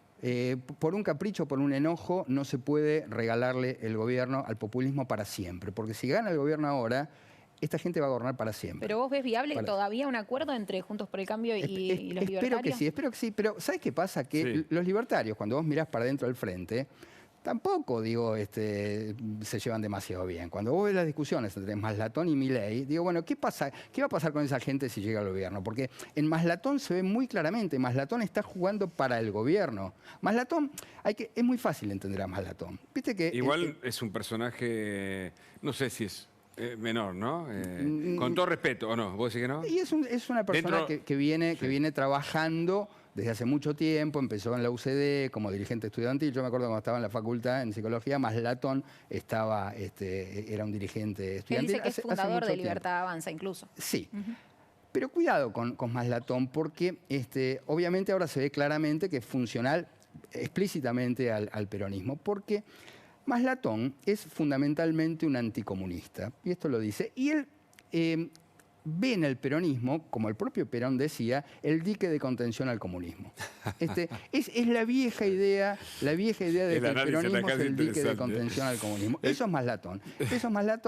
Quiero decir, ya no es aquel mundo, ¿no es cierto? Hoy la división es populismo, republicanismo. Muy interesante. Silvia, ¿qué pensás de el nuevo capítulo de la interna de Juntos?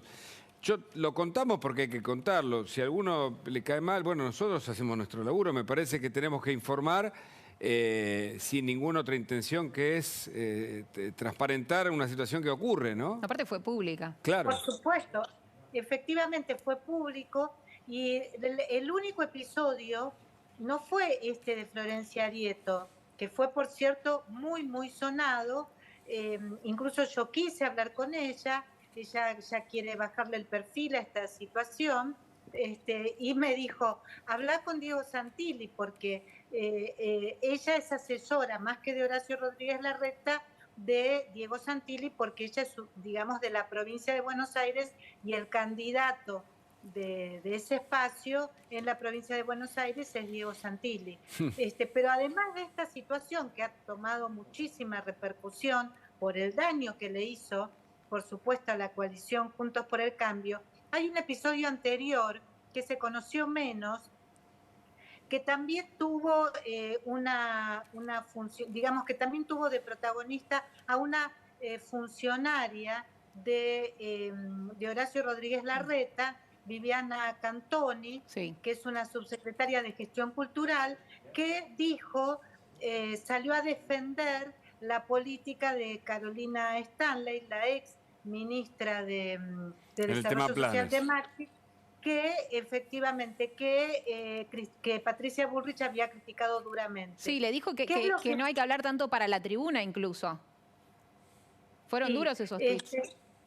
Sí, fueron muy duros, muy bien fundamentados, hay que decirlo, con mucha información que me parece que le debe haber dado Carolina Stanley. Carolina Stanley, que estuvo rompiendo su perfil bajísimo de los últimos 3 años, estuvo en una conferencia de prensa esta semana con Horacio Rodríguez Larreta.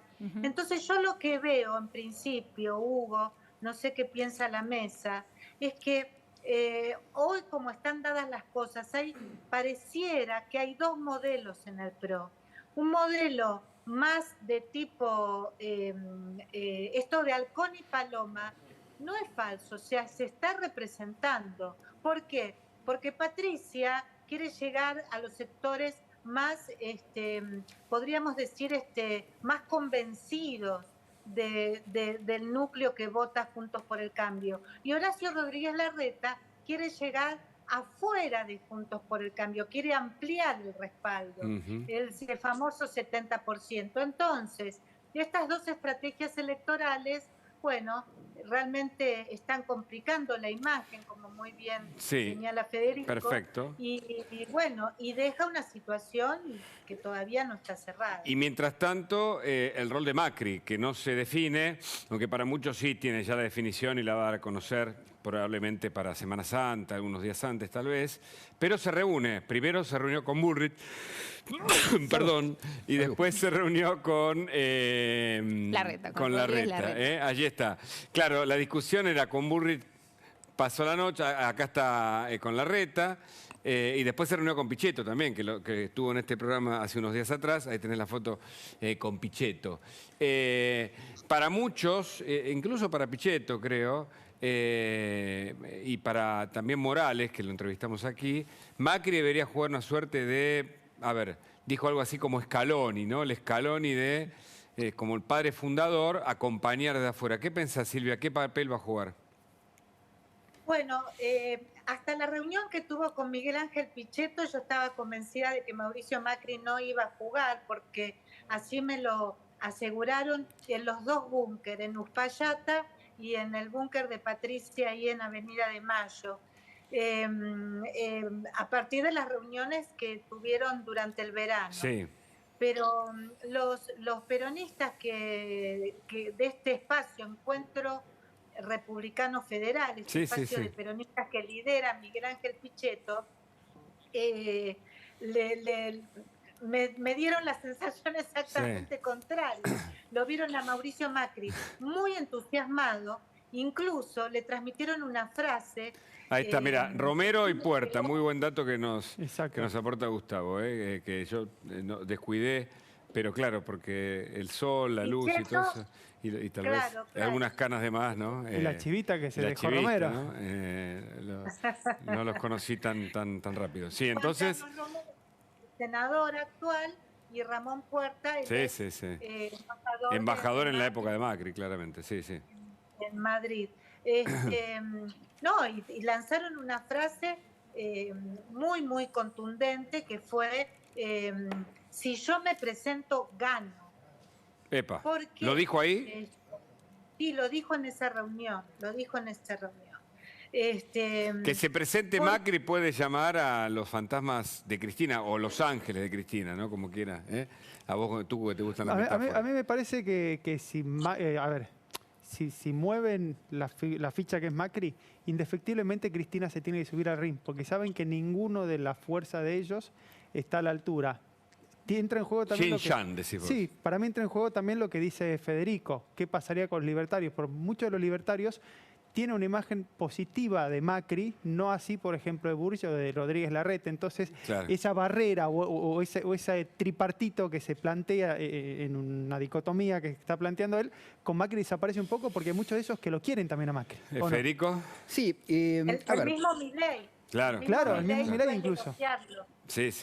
¿Federico? Yo te voy a decir lo que pienso. Sí, me parece que claro, lo del Xinjiang que es una metáfora, porque después va a decir, estás comparando, no quiero decir que son los dos extremos que hay. Ahí está. Sí. Mira, me parece que es muy importante lo que está haciendo Macri, en la medida que es en este momento, digamos, el que está generando más unidad dentro de Juntos Eso por el Cambio. Eso es muy cierto. Eso es muy importante, y es muy importante que se mantenga un poco como árbitro de estas instancias. Sí, ¿Pero va a jugar para vos? También te dicen que está marcando como el tono que quiere que se le dé a la campaña desde Juntos por el Cambio. Bueno, pero él es un expresidente. Él se retira del gobierno con un apoyo de movilizaciones populares muy importante, que eso no hay que desdeñarlo para nada.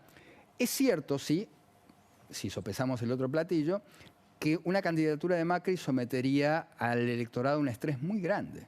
Muy grande, porque es un suspenso que decís, bueno, si ya perdió una vez, quizá puedes llegar a perder una segunda vez. Me parece que eso provocaría un estrés social un poco injusto. está en su derecho absoluto de Macri de presentarse. Y yo creo que en la medida que él pueda garantizar la unidad, siendo el candidato o no, eso va a ser muy bueno para Juntos por el Cambio, pero sobre todo si él puede llegar a tener un papel importante en función de lo que puede hacer con los libertarios, con Milei y con Espert. Yo creo que si él pudiera convocarlos de alguna manera, eso sería, digamos, el aporte más grande. Es un jugador que tiene conexión con Milei, claramente. Claro que sí, claro que sí. Ese sería el gran aporte para mí de Macri, porque insisto en este punto que no hay que perder de vista. Hoy el gran riesgo de que el gobierno pudiera ganar estas elecciones tiene que ver con el factor Milei. Bueno, justamente estuvo María Eugenia Vidal acá con nosotros esta semana y decía, si Mauricio se postula, yo no voy a postularme. ¿Cómo verías que actuarían Patricia Bullrich y Rodríguez Larreta si Macri decide decir, bueno, yo voy a ir? Yo no creo que se vayan a bajar, ¿eh? Yo te digo... Es obvio que... Sí, te escucho. Es obvio que si se... Perdón, es obvio que si se presenta Mauricio Macri en el PRO, tienen que correrse. El líder del espacio es Mauricio Macri. Mauricio Macri tiene garantizada la victoria en las PASO. Claro. Pero bueno, acá el tema es la general, ¿no es cierto? Claro. La provincia de Buenos Aires es donde peor, digamos, menos intención de voto tiene Mauricio Macri, y la provincia de Buenos Aires realmente es muy importante. Y yo lo que veo es que el liderazgo de Patricia y el liderazgo de Larreta son complementarios, es decir, son como dos caras del PRO. Correcto. Y entonces es difícil también, digamos, salir de esta encerrona. Perfecto. En instantes tenemos un cierre para, por supuesto, cada uno de los que forman parte de este lujoso panel. Y Federico Andajasi en su novela anticipó algo del caso de Dupuy o de un caso similar. Me lo va a contar en instantes. Quédate, dale. ¿Qué decís que tratás en tu novela algo de lo que preanuncia o cuenta la historia tan trágica de Lucio Dupuy, Fede? Sí, vos sabés que es un tema que me impactó y me pegó particularmente, no solamente, por supuesto, por el hecho tremendo y trágico de este asesinato que nos conmueve a todos, sino porque en Las huellas del mal, en el último libro, hablo precisamente del primer doble filicidio que se resuelve en Argentina a partir de la dactiloscopía. Ahora, esto, por supuesto, tiene los condimentos de la actualidad, pero se va repitiendo en la historia. Vos sabés que si vos lees Medea, de Eurípides, la obra de teatro, habla exactamente de esto. En Medea, Eurípides cuenta esta madre que asesina a sus hijos para vengarse del padre. Mirá. Es muy impactante porque es la misma historia que se repite una y otra vez, y por supuesto acá la cuestión de la discusión de género está muy presente, y si querés un día con más tiempo lo desarrollamos. Claro que sí, no se olviden de leer Las huellas del mal, gran último libro de Federico Andajasi. Gracias Tucu Costa, gracias Paula Rossi, Gustavo, Mariano, Juan Cruz, Rodrigo. Un equipazo para acompañarnos durante 5 semanas en este programa que se llama, hasta instantes, se sigue llamando Más Noticias a la Noche. Gracias a todos por acompañarnos. Quédate en La Nación Más, dale. Chau.